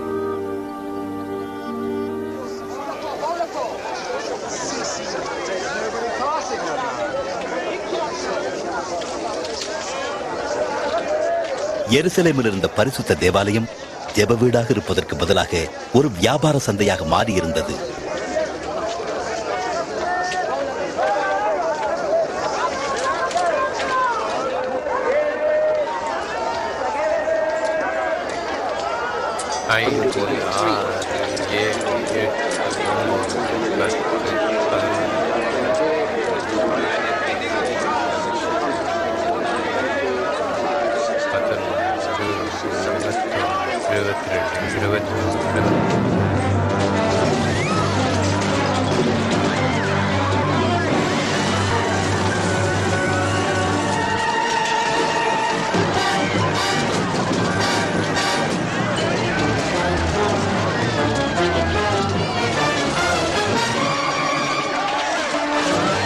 என்னுடைய வீடு ஜெப வீடாயிருக்கிறது என்று எழுதியிருக்கிறது, நீங்களோ அதை கள்ளர் குகையாக்கினீர்களே.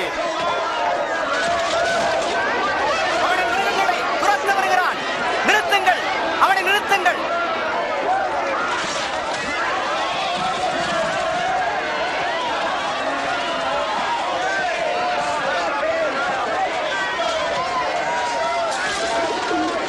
காவலாளியை கூப்பிடுங்கள், சீக்கிரம் கூப்பிடுங்கள். ஜனங்கள் இயேசுவை ராஜா என்று கூறியதால் சில அரசியல் தலைவர்கள் மத தலைவர்களுக்கிடையே எதிர்ப்பு வளர்ந்தது. அவனை பலரும் ராஜா என புகழ்வதை நான் அறிகிறேன். ராஜா? கள்ளர்கள், பாவிகள், பிச்சைக்காரர்களுக்கு இவன் ராஜா. இவனைப் போல் பலரை பார்த்திருக்கிறோம். வருவார்கள், போவார்கள், மறைந்து விடுவார்கள். அசதியாயிராதே, அவனை பின்பற்றவர்கள் பெருகுகிறார்கள். ஜனங்கள் அவனை புகழ்கிறார்கள். அவனை ராஜா என்று நினைத்தேன். நான் உங்களை எச்சரிக்கிறேன், இந்த மனிதனால் சமாதான குலைச்சல் ஏற்பட்டால் நீங்கள் தான் அதற்கு பொறுப்பாளி.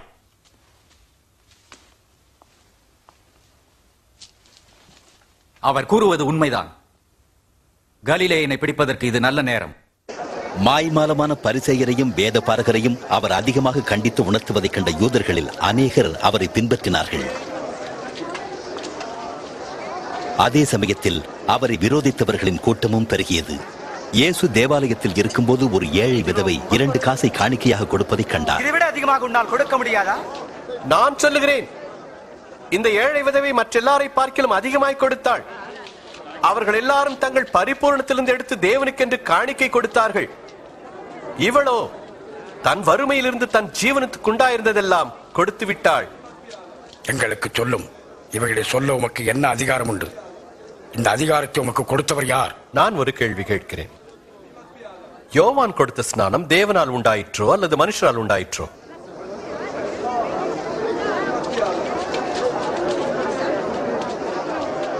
நாம் என்ன சொல்வது? தேவனிடத்திலிருந்து உண்டாயிற்று என்றால் ஏன் யோவானை விசுவாசிக்கவில்லை என்று கேட்பார். மனுஷனால் உண்டாயிற்று என்று சொல்லுவோமானால் இந்த ஜனங்கள் நம்மை கல்லறிவார்கள். ஏனென்றால் யோவானை தீர்க்கதரிசி என்று எண்ணுகிறார்கள். யாரிடத்திலிருந்து உண்டாயிற்று என்று எங்களுக்கு தெரியாது. நானும் இன்ன அதிகார தலைவர்களை செய்கிறேன் என்று கூறப்போவதில்லை.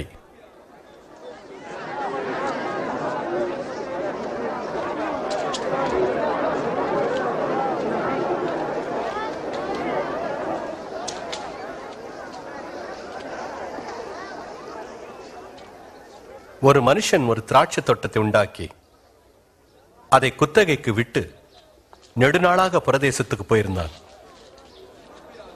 கனிகளில் தன் பாகத்தை கொடுத்து அனுப்பும்படி ஒரு ஊழியக்காரனை அனுப்பினான்.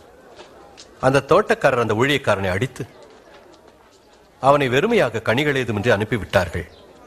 வேறொரு ஊழியனை அனுப்பினான். அவனையும் அவர்கள் அடித்து அவமானப்படுத்தி வெறுமையாக அனுப்பிவிட்டார்கள். மூன்றாம் தரம் ஒரு ஊழியக்காரனை அனுப்பினான். அவனையும் அவர்கள் காயப்படுத்தி துரத்தி விட்டார்கள். அப்பொழுது திராட்சை தோட்டத்தின் எஜமான் தனக்குள் சொல்லிக் கொண்டான், நான் என்ன செய்யலாம்? எனக்கு பிரியமான குமாரனை அனுப்புவேன், அவனையாகிலும் கண்டு அஞ்சுவார்கள். தோட்டக்காரர் அவனை கண்டபோது, இதோ இவன் சுதந்திரவாளி, சுதந்திரம் நம்முடையதாயிருக்கும்படி இவனை கொல்லுவோம் வாருங்கள் என்று ஒருவருக்கொருவர் சொல்லிக் கொண்டார்கள். பிறகு என்ன நடந்தது? பின்பு திராட்சை தோட்டத்திற்கு வெளியே தள்ளி கொன்றார்கள். இப்படி இருக்க அந்த திராட்சை தோட்டத்தின் எஜமான் அவர்களை என்ன செய்வான்? அந்த தோட்டக்காரரை சங்கரித்து திராட்சை தோட்டத்தை மற்றவனுக்கு கொடுப்பான். இந்த வேத வாக்கியத்தின் கருத்து என்ன? வீடு கட்டுகிறவர்கள் ஆகாது என்று தள்ளின கல்லே மூளைக்கு தலைக்கல்லாயிற்று, அதுவே முக்கிய கல்லுமாயிற்று. அந்த கல்லின் மேல் விழுகிறவன் எவனோ அவன் நொறுங்கி போவான். அந்த கல் எவன் மேல் விழுகின்றதோ அது அவனை நசுக்கி போடும். போதகரே, நீர் சொல்லுவதும் போதிப்பதும் நியாயம் என்று எங்களுக்கு தெரியும். முகதாட்சியம் இல்லாமல் மனிதனுடைய தகுதியை மதிப்பதில்லை என்றும் அறிவோம். ஆனால் நீர் தேவ சித்தம் என்னதென்று போதிக்கிறீர். நீர் சொல்லும், நாங்கள் ரோமராயனுக்கு வரி செலுத்துவது சரியானதா தவறானதா? இதில் எது நியாயம்? ஆண்டவரே கவனமாயிரும், அவன் தந்திரசாலி. ஒரு வெள்ளி நாணயத்தை காண்பியுங்கள்.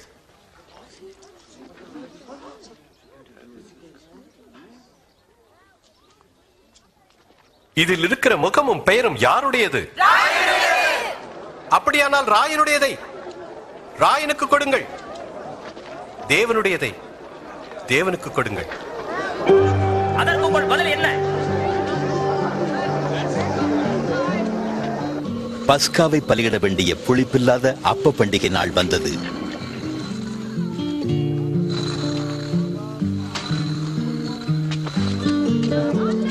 அப்பொழுது அவர் பேதுருவையும் யோவானையும் அழைத்து, நாம் பஸ்காவை புசிக்க ஆயத்தம் பண்ணுங்கள் என்றார்.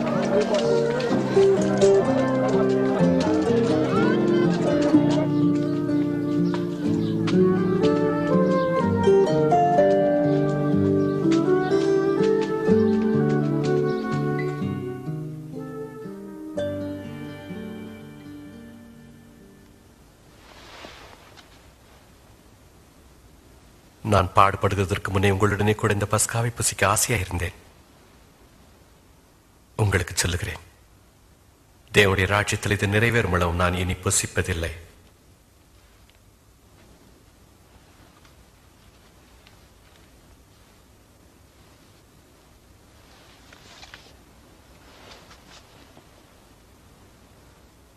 என் தேவனாகிய கர்த்தாவே, சர்வலோக ராஜா, திராட்சை செடியிலிருந்து கனியை கொடுப்பவரே நீர் வல்லவர்.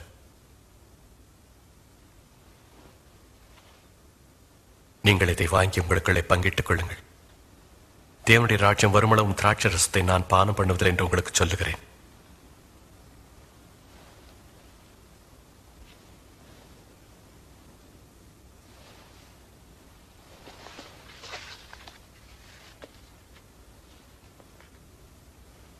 என் தேவனாகிய கர்த்தாவே, சர்வலோக ராஜா, பூமியின் பலனில் அப்பத்தை தருபவரே நீர் வல்லவர்.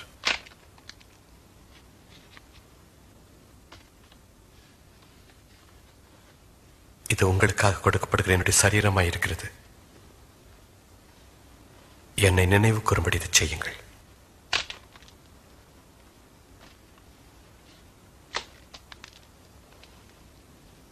இந்த பாத்திரம் உங்களுக்காக சிந்தப்படுகிற என்னுடைய இரத்தத்தினாலாகிய புதிய உடன்படிக்கையா இருக்கிறது.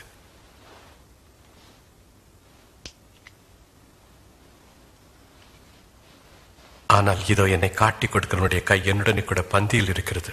தீர்மானிக்கப்பட்டபடியே மனுஷகுமாரன் போகிறார். ஆனாலும் அவரை காட்டி கொடுக்கிற மனுஷனுக்கு ஐயோ. அது கூடாத காரியம். அப்படி நடக்காது. ஆண்டவரே, உம்மை காட்டி கொடுப்பவன் யார்?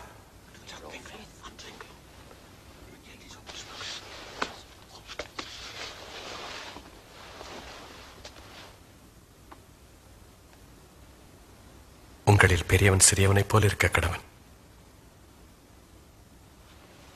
தலைவன் பணிவிடைக்காரனைப் போலவும் இருக்க கடவன். பந்தியில் இருக்கிறவனோ பணிவிடை செய்கிறவனோ எவன் பெரியவன்? பந்தி இருக்கிறவன் அல்லவா? அப்படி இருந்தும் நான் உங்கள் நடுவிலே பணிவிடைக்காரனைப் போல இருக்கிறேன். எனக்கு நேரிட்ட சோதனைகளில் என்னோடு கூட நிலைத்திருந்தவர்கள் நீங்களே. ஆகையால் என் பிதா எனக்கு ஒரு ராஜ்யத்தை ஏற்படுத்தினது போல நானும் உங்களுக்கு ஏற்படுத்துகிறேன். நீங்கள் என் ராஜ்யத்திலே என் பந்தியில் போஜனபானம் பண்ணி இஸ்ரவேலின் 12 கோத்திரங்களையும் நியாயத்திற்கவர்களாய் சிங்காசனங்களின் மேல் உட்காருவீர்கள் என்றால் அங்கே வஞ்சகனே இரான். சீமோனி, சீமோனி, இதோ கோதுமை சுளக்கினால் புடைக்கிறது போல சாத்தான் உங்களை புடைக்கிறதற்கு என்னை உத்தரவு கேட்டுக்கொண்டான். நான் உன் விசுவாசம் ஒழிந்து போகாதபடி உனக்காக வேண்டிக் கொண்டேன். நீ குணப்பட்ட பிறகு உன் சகோதரரை ஸ்திரப்படுத்துவாயாக. ஆண்டவரே, நான் உம்மோடு சிறை விடுவதற்கும் மரிக்கவும் ஆயத்தமாயிருக்கிறேன். பேதுருவே, இன்றைக்கு சேவல் கூவதற்கு முன் நீ என்னை 3 தரம் மறுதலிப்பா என்று உனக்கு சொல்லுகிறேன்.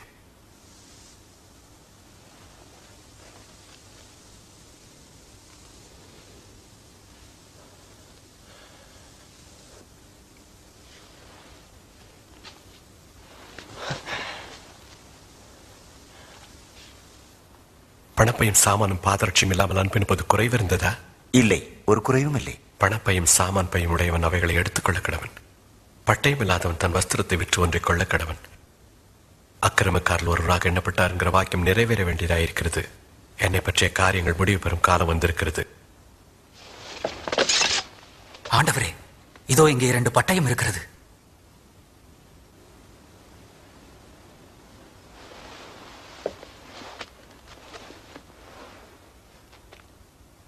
அது போதும். மூப்பர்களான மத தலைவர்களின் சங்கம் ஒன்று கூடி எப்படி இயேசுவை ஒழிக்கலாம் என ஆலோசித்தனர். அப்பொழுது 12 சீஷர்களில் ஒருவனாகிய யூதாஸ் காரியோத்து இயேசுவை காட்டிக் கொடுக்கும்படி பிசாசினால் ஏவப்பட்டான். இயேசு சீடர்களுடன் ஜெபம் செய்யும் பொருட்டு ஒலிவ மலையில் இருந்தார்.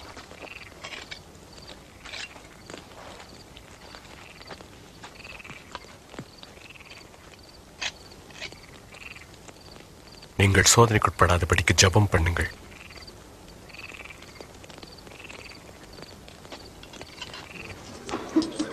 யூதாஸ் காரியோத்து 30 வெள்ளிக்காசுக்காக இயேசுவை காட்டிக் கொடுக்க துணிந்தான். இயேசுவோ மனுக்குலத்தின் பாவத்திற்காக தாம் மரிக்கப் போகும் நேரம் நெருங்கிவிட்டது அறிந்து வியாகுலத்தோடு ஜெபித்துக் கொண்டிருந்தார்.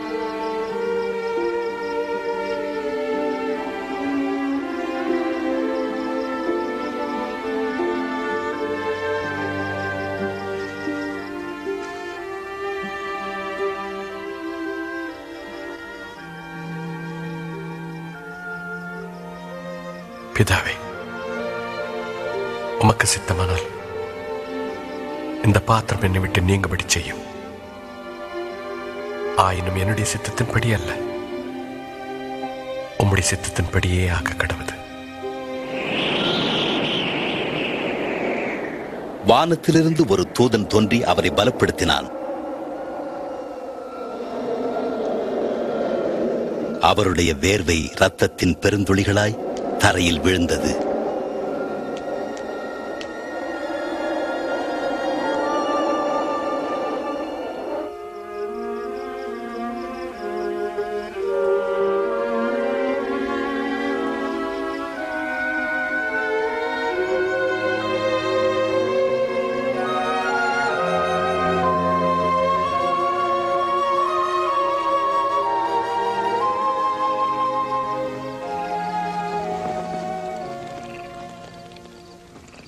ஏன் நித்திரை பண்ணுகிறீர்கள்? எழுந்திருங்கள், சோதனைக்குட்படாதபடி ஜெபம் பண்ணுங்கள்.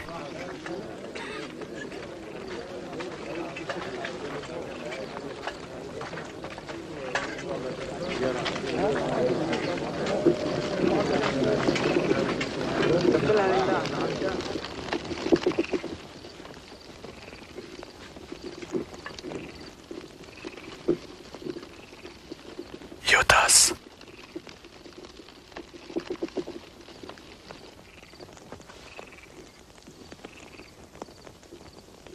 மனுஷகுமாரனை முத்தத்தினால காட்டி கொடுக்கிறாய்? ஆண்டவரே, பட்டயத்தில் நாம் விட்டோமா?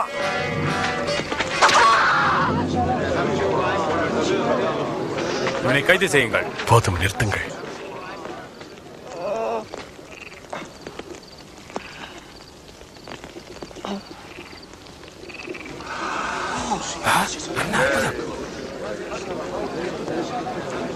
கள்ளனை பிடிக்க வருவது போல பட்டயங்களையும் தடிகளையும் எடுத்து வந்திருக்கிறீர்களே.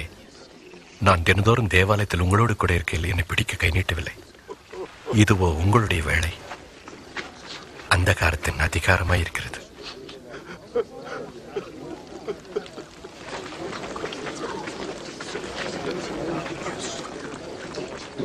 அவனை கைது செய்யுங்கள்.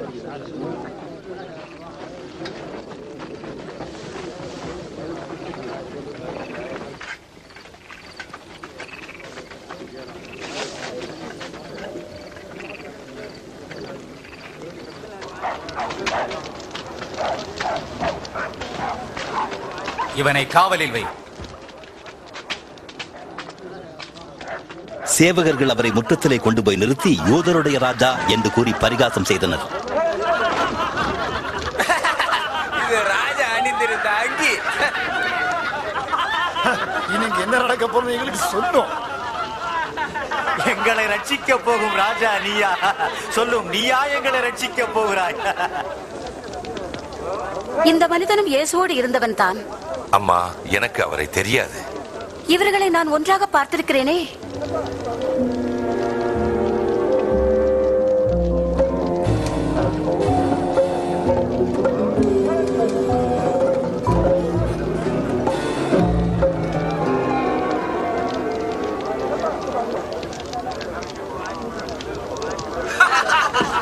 நாங்களும் ஒரு பணிவான வேலையாட்கள். எங்களை பார்ப்பதற்கு உமக்கு எப்படி தோன்றுகிறது?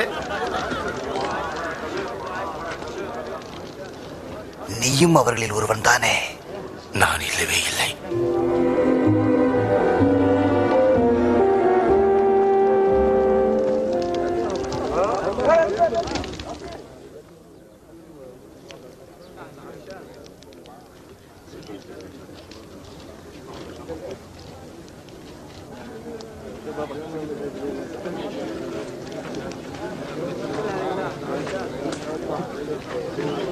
இந்த மனுஷன் இயேசுடன் இருந்தவன் என்பதில் எந்தவித சந்தேகமும் இல்லை.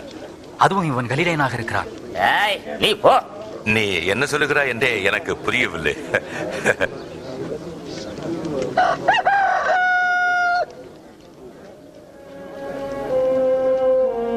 இயேசு திரும்பி பேதுருவை நோக்கி பார்த்தார். உடனே பேதுரு, சேவல் கூவுகிறதற்கு முன்னே நீ என்னை 3 தரம் மறுதலிப்பாய் என்று இயேசு சொன்னதை நினைவு கூர்ந்தான்.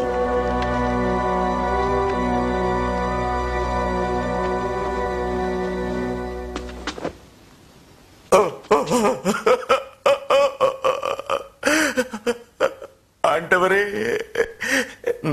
உம்மை நான் அறியேன் என்று மறுதலித்து விட்டேன். ஆண்டவரே, உம்முடைய அதிகாரத்தையும் உம்முடைய கருணையும் மறந்து உமக்கு துரோகம் செய்து விட்டேன். உம்முடைய வார்த்தையை மீறி உமக்கு விரோதமாய் பாவம் செய்தே. ஆண்டவரே, என்னை மன்னியும். உம்முடைய அன்பிலிருந்து என்னை விலக்கி விடாதே ஐயா. நான் உம்மை மறுதலித்து விட்டேன். என்னை மன்னியும் அப்பா. ஆண்டவரே, என்னை மன்னியும்.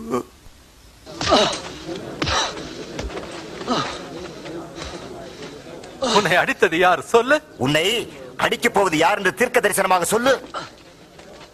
நிறுத்துங்கள். நான் சொல்லுகிறேன், நிறுத்துங்கள். இவனை ஆலோசனை சங்கத்திற்கு அழைத்து வாருங்கள். எழுந்திரு.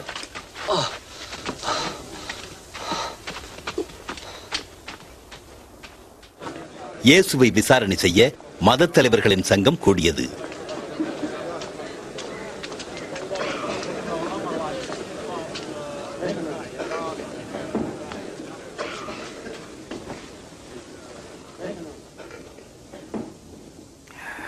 சொல்லும், நீர்தான் மேசியாவா?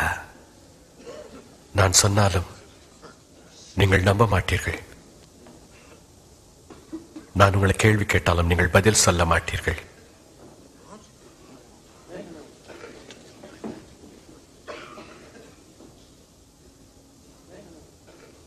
இது முதல் மனுஷகுமாரன் சர்வ வல்லமையுள்ள தேவனுடைய வலது பாரிசத்தில் வீற்றிருப்பார். அப்படியானால் நீ தேவகுமாரனா? நீர் சொன்னபடி நான் அவர்தான்.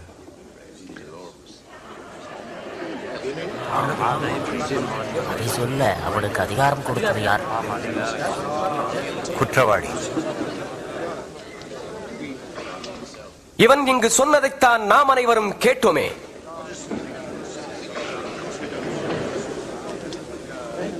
இவனை நாம் பிலாத்துவிடம் அழைத்து செல்வோம். அப்படியே செய்வோம்.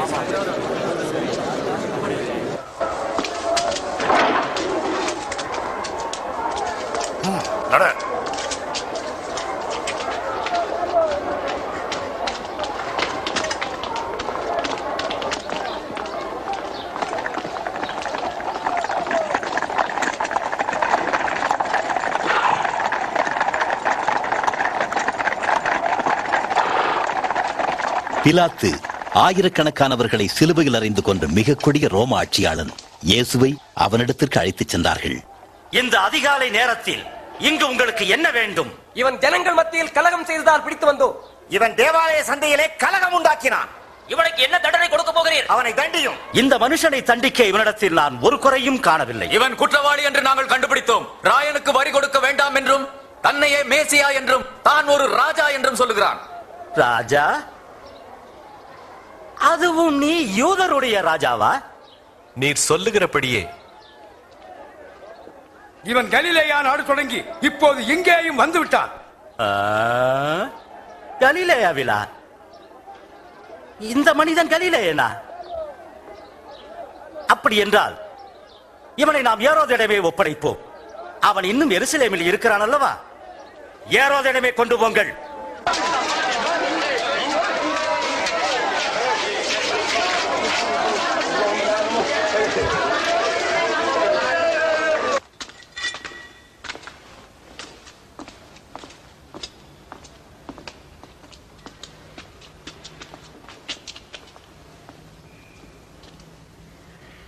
நீ உன்னை யார் என்று சொல்கிறாய்?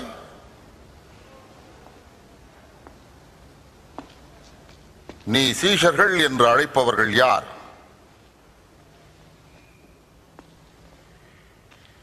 நீ அநேக அற்புதங்களை செய்வதாக கூறுகிறார்களே,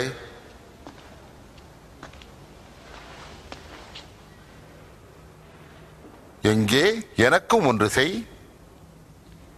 எங்கள் அரசே, இவன் ஜனங்களை ஏமாற்றி வசப்படுத்தி தன் பட்சமாக்கி கொண்டு தன்னை ஒரு ராஜா என்கிறான். இந்த மனுஷனா ராஜாவா?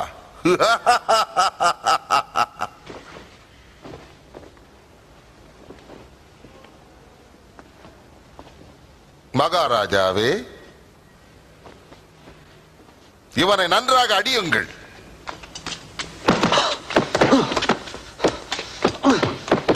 இவனை பிலாத்துவினிடமே அழைத்துச் செல்லுங்கள். இது அவனுடைய ஆட்சிக்குட்பட்டது.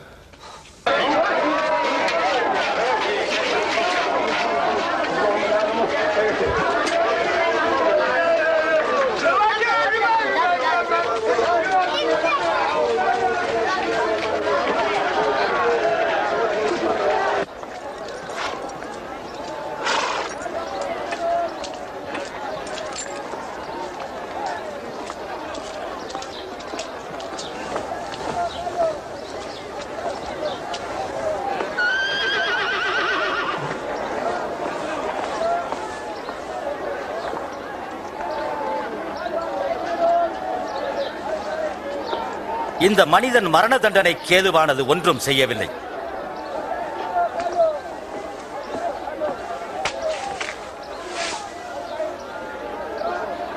ஆகையால் இவனை சாட்டையால் அடிப்பித்து விடுதலையாக்குகிறேன். பண்டிகை தோறும் ஒரு குற்றவாளி எங்களுக்கு விடுதலையாக்குவது உமது கடமை அல்லவா? பரபாசை எங்களுக்கு விடுதலை செய்யும். ஆமாம். இந்த மனிதனை தீர்த்துவிடும்.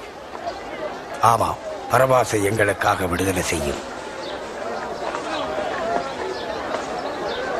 அவனை சிலுவையில் அறையும்.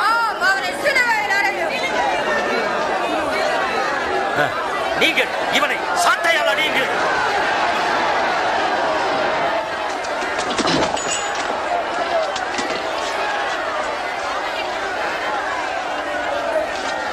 நீரே தாமதிக்கிறேன்.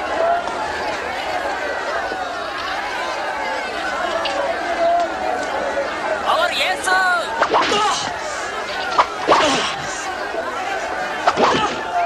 ஏன் இப்படி துன்புறுகிறீர்கள்?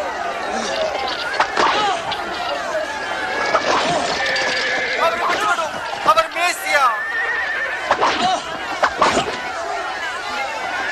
அவர் ஒரு தவறும் செய்யவில்லையே.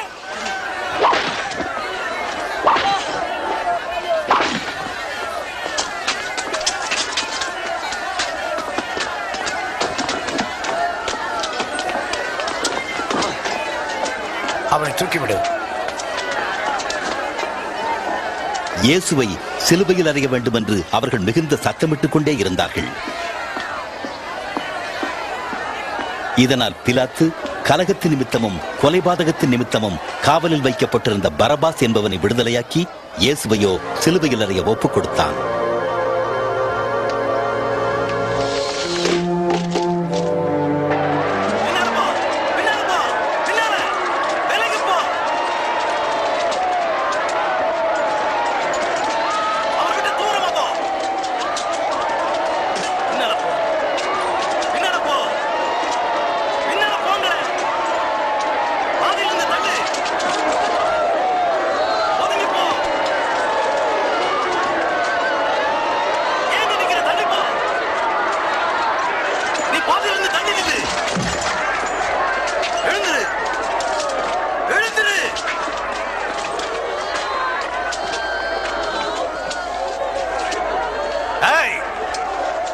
உன் பேர் என்ன? சிரேனே என்னும் ஊரை சேர்ந்த சீமோன்.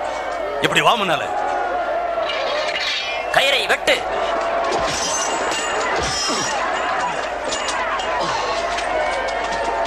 நீ இதை தூக்கிட்டு போ. சீக்கிரம் போ. பின்னால போ. பின்னால இல்லை. அவனை விடு.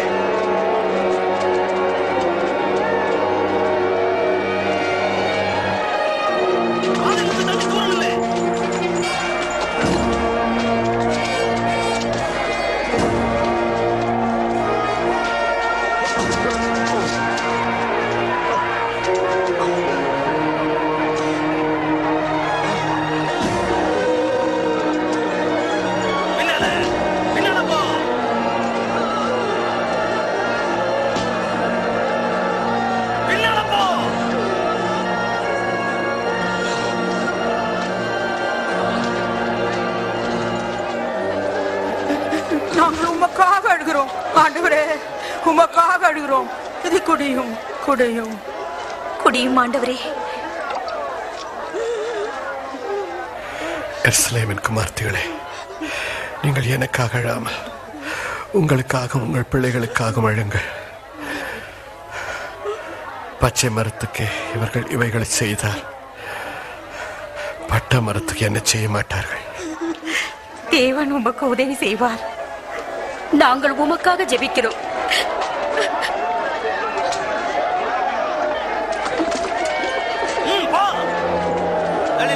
சீக்கிரம் வா. நீ வேகமா போ. எல்லாம் நீ முன்னால போ. எல்லாம் சீக்கிரம் வா முன்னால. சீக்கிரம் சீக்கிரம் போயிட்டே இரு. நீ போ.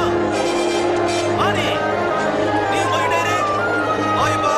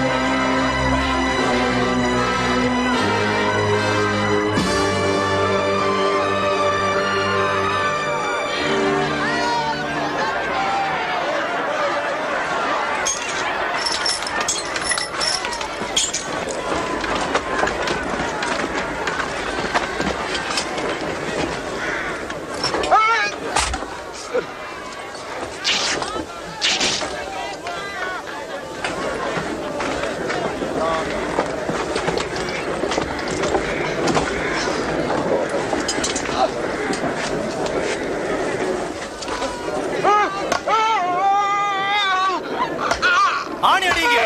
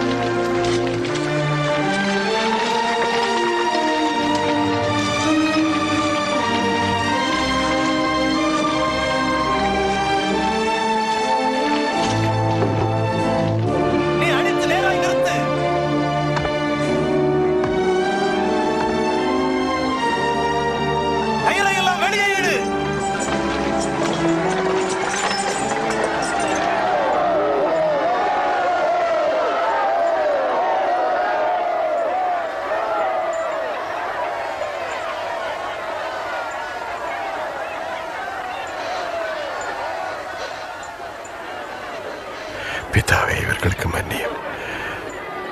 தாங்கள் செய்வது என்னதென்று அறியாதிருக்கிறார்களே.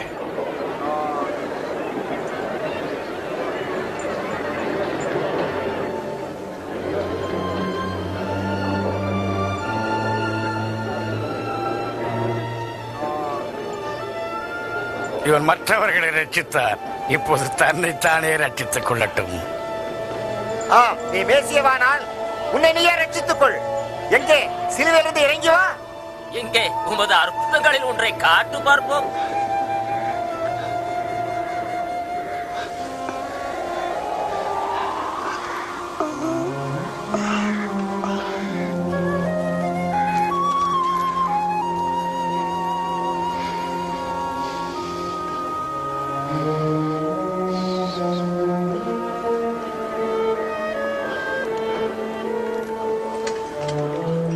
தீர்க்கதரிசிகள் உரைத்த தீர்க்க தரிசனம் நிறைவேறும்படி இயேசு 2 கள்ளர்களின் மத்தியில் சிலுவையில் அறையப்பட்டார்.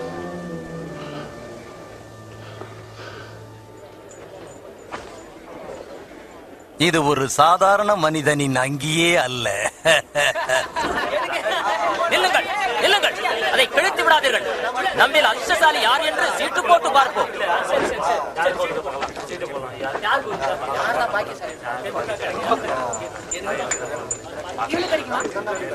நீ அதை வைத்துக் கொண்டு என்ன செய்ய போகிறாய்?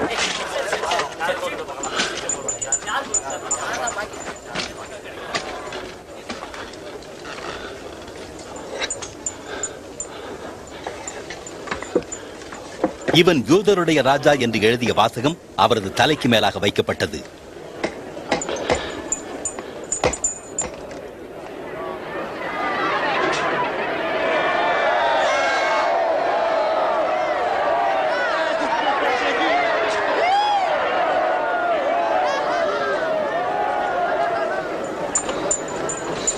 நீ யூதருடைய ராஜாவானால் உன்னை நீ ரட்சித்துக் கொள்.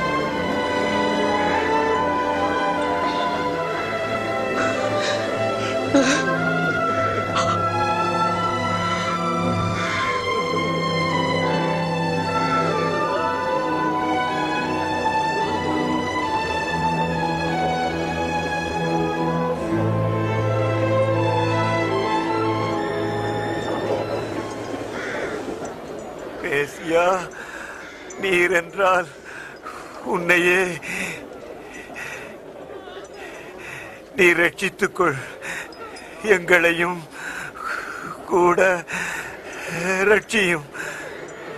நீ தேவனுக்கு கூட பயப்படுகிறது இல்லையா? நீ பெற்ற அதே தண்டனை அவரும் பெற்றிருக்கிறார். ஆனால் அவர் தவறேதும் செய்யவில்லை.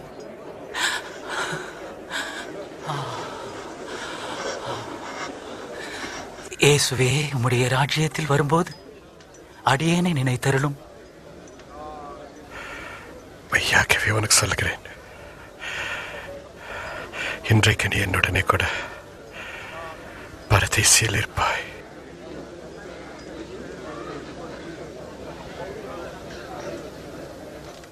அப்பொழுது நடுப்பகலாயிருந்த அந்நேரத்தில் 3 மணி நேரம் வரை பூமி எங்கும் அந்தகாரம் உண்டாயிற்று.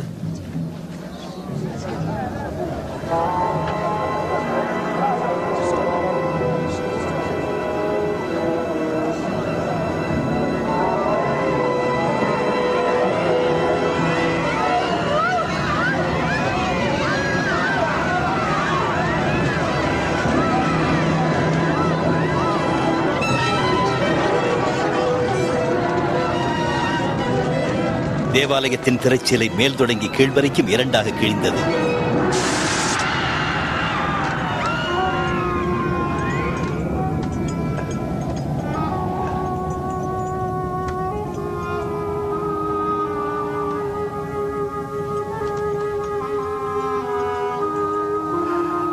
பிதாவே, உம்முடைய கைகளில் என் ஆவியை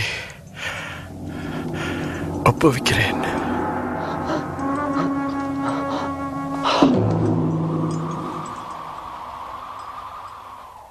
நடந்த சம்பவங்களை கண்ட சேனை தலைவன் தேவனை மகிமைப்படுத்தி கூறியதாவது: தேவனுக்கு மகிமை உண்டாவதாக. மெய்யாகவே இந்த மனுஷன் நீதிமான் தான்.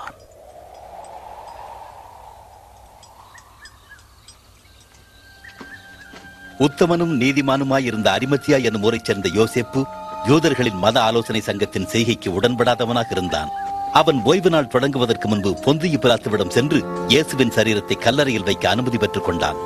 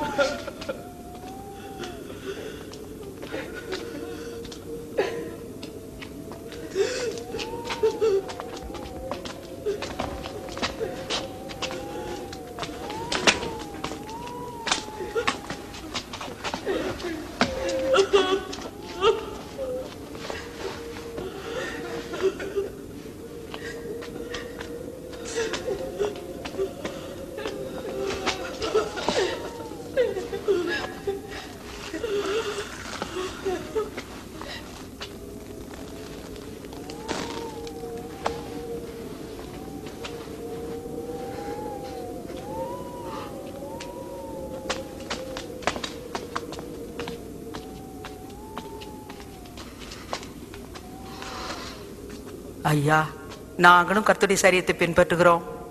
எல்லோரும் வரலாம், ஆனால் இப்போதல்ல, ஓய்வு நாள் நெருங்குகிறது.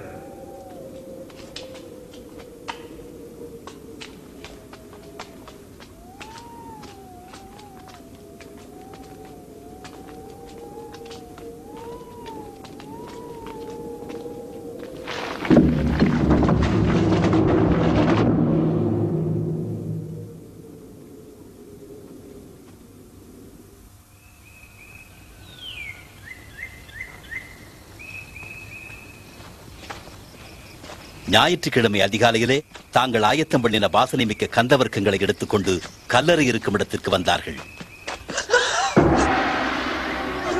கல்லறையை அடைத்திருந்த கல் புரட்டி தள்ளப்பட்டிருப்பதைக் கண்டார்கள்.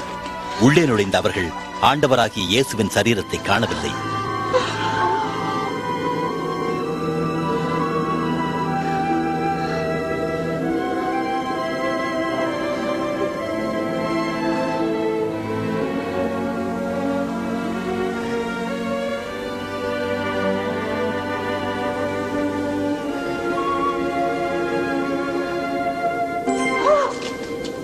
உயிரோடு இருக்கிறவரை நீங்கள் மரித்தோரிடத்தில் தேடுகிறது என்ன? அவர் இங்கே இல்லை, அவர் உயிர் தெழுந்தார். மனுஷகுமாரன் பாவிகளான மனுஷர் கைகளில் ஒப்புக் கொடுக்கப்படவும் சிலுவையில் அறையப்படவும் 3ஆம் நாளில் எழுந்திருக்கவும் வேண்டும் என்பதாக அவர் கலிலேயா என்னும் நாட்டில் இருந்தபோது உங்களுக்கு சொன்னதை நினைவு கூறுங்கள்.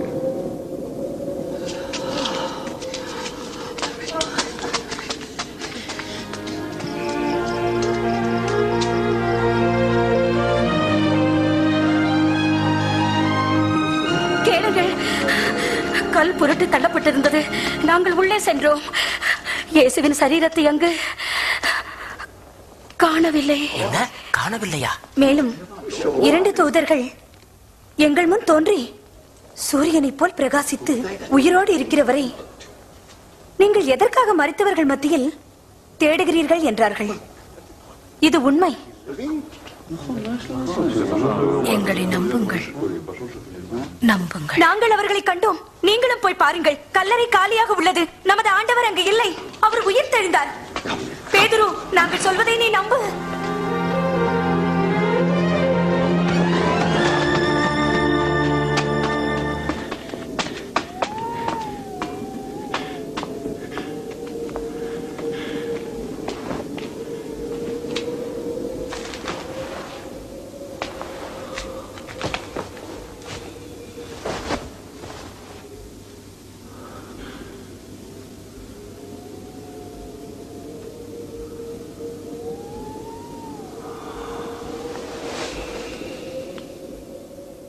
இயேசு தம்முடைய சீஷர்களில் 2 தரிசனமானார்.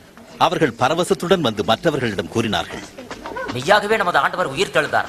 சீமோனுக்கு அவர் தரிசனமானார். வரும் வழியில் அவரை நாங்கள் அறிந்து கொள்ளவில்லை. ஆனால் அவர் அப்பம் பெற்ற போது நாங்கள் அவரை அறிந்து கொண்டோம். அவர் எம்மாவுக்கு போனது எவ்வளவு வியப்பாக இருக்கிறது.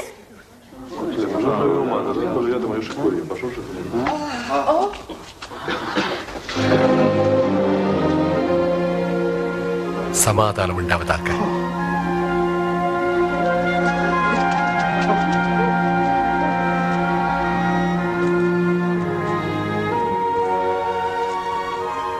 நீங்கள் ஏன் கலங்குகிறீர்கள்? உங்கள் இருதயங்களில் சந்தேகங்கள் எழும்புகிறது என்ன? என் கைகளையும் கால்களையும் பாருங்கள். நான் தான் என்று அறியும்படிக்கு என்னை தொட்டு பாருங்கள். நீங்கள் காண்கிறபடி எனக்கு மாம்சம் எலும்பு உண்டாயிருக்கிறது போல ஒரு ஆவிக்கிறாதே. நான் உங்களோடு இருந்தபோது உங்களுக்கு சொன்ன விசேஷம் இதுவே. மோசேயின் நியாயப்பிரமாணத்திலும் தீர்க்கதரிசன ஆகமங்களிலும் சங்கீதங்களிலும் என்னை குறித்தவர்கள் யாவும் நிறைவேற வேண்டியதே. எழுதியிருக்கிறபடி கிறிஸ்து பாடுபட்டு மரித்து 3ஆம் நாளில் மரித்தோரிலிருந்து எழ வேண்டியதாயிற்று. அவருடைய நாமத்தினாலே மனம் திரும்புதலும் பாவ மன்னிப்பும் எருசலேம் தொடங்கி சகல தேசத்தாருக்கும் பிரசங்கிக்கப்படவும் வேண்டும். நீங்கள் இவைகளுக்கு சாட்சிகளாய் இருக்கிறீர்கள். என் பிதா வாக்குத்தத்தம் பண்ணினதை நான் உங்களுக்கு அனுப்புகிறேன். பரத்திலிருந்து வரும் பலனால் தரிப்பிக்கப்படும் முறை நீங்கள் எருசலேமில் காத்திருங்கள்.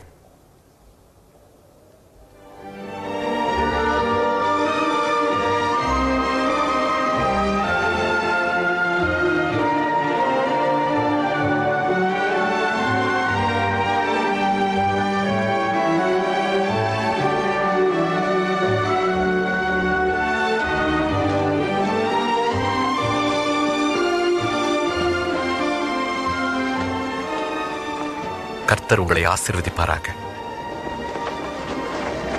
வானத்திலும் பூமியிலும் சகல அதிகாரமும் எனக்கு கொடுக்கப்பட்டிருக்கிறது.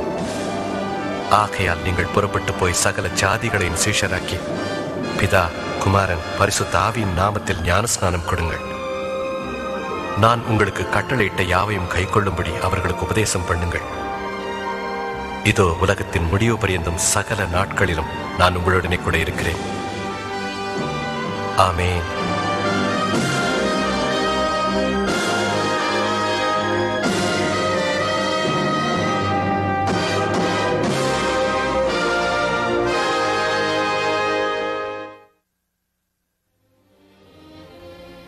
ஆண்டவராகிய இயேசுவின் சரீரத்தை வைத்த கல்லறை இன்றும் வெறுமையாக உள்ளது. அவர் சிலுவையில் அறையப்பட்டு 3ஆம் நாள் மரணத்திலிருந்து உயிருடன் எழுந்தார். அவர் இன்றும் ஜீவிக்கிறார்.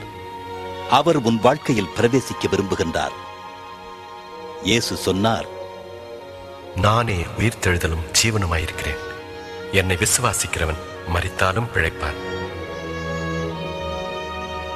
இயேசு உயிர்த்தெழுந்து சுமார் 2000 வருடங்களாகிறது.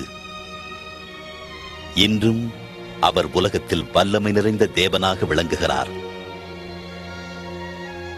கடந்த பல நூற்றாண்டுகளாக அநேக பெருமைமிக்க வல்லரசர்கள், தத்துவ ஞானிகள், மேதைகள், விஞ்ஞானிகள் மற்றும் இறையியல் வல்லுநர்கள் பலரும் தோன்றி மறைந்தனர். ஆனால் இயேசுவோ இன்றும் ஜீவிக்கிறார். இதுவரை வாழ்ந்தவர்களில் அவர் ஒருவரே ஒப்பற்றவராக திகழ்கிறார். அவருடைய பிறப்பு ஒப்பற்றது. அவர் கன்னி மரியாளிடத்தில் பிறந்தார் என்று வேதாகமம் கூறுகிறது. அவரது வாழ்க்கை நிகரற்றது. அவரது வாழ்க்கையில் தெய்வீகத்தன்மை நிறைந்திருந்தது. அவர் பாவமற்ற பரிசுத்த வாழ்க்கையை வாழ்ந்து உலகில் வேறெந்த மனிதனும் செய்ய முடியாத பெரிய அற்புதங்களை செய்தார். அவரது செய்தி தனிச்சிறப்புடையதாயிருந்தது. அவரை ஆண்டவராகவும் இரட்சகராகவும் ஏற்றுக்கொள்கிறவர்களுக்கு அவர் அன்பையும் பாவ மன்னிப்பையும் புதிய வாழ்வையும் கொடுக்கிறார்.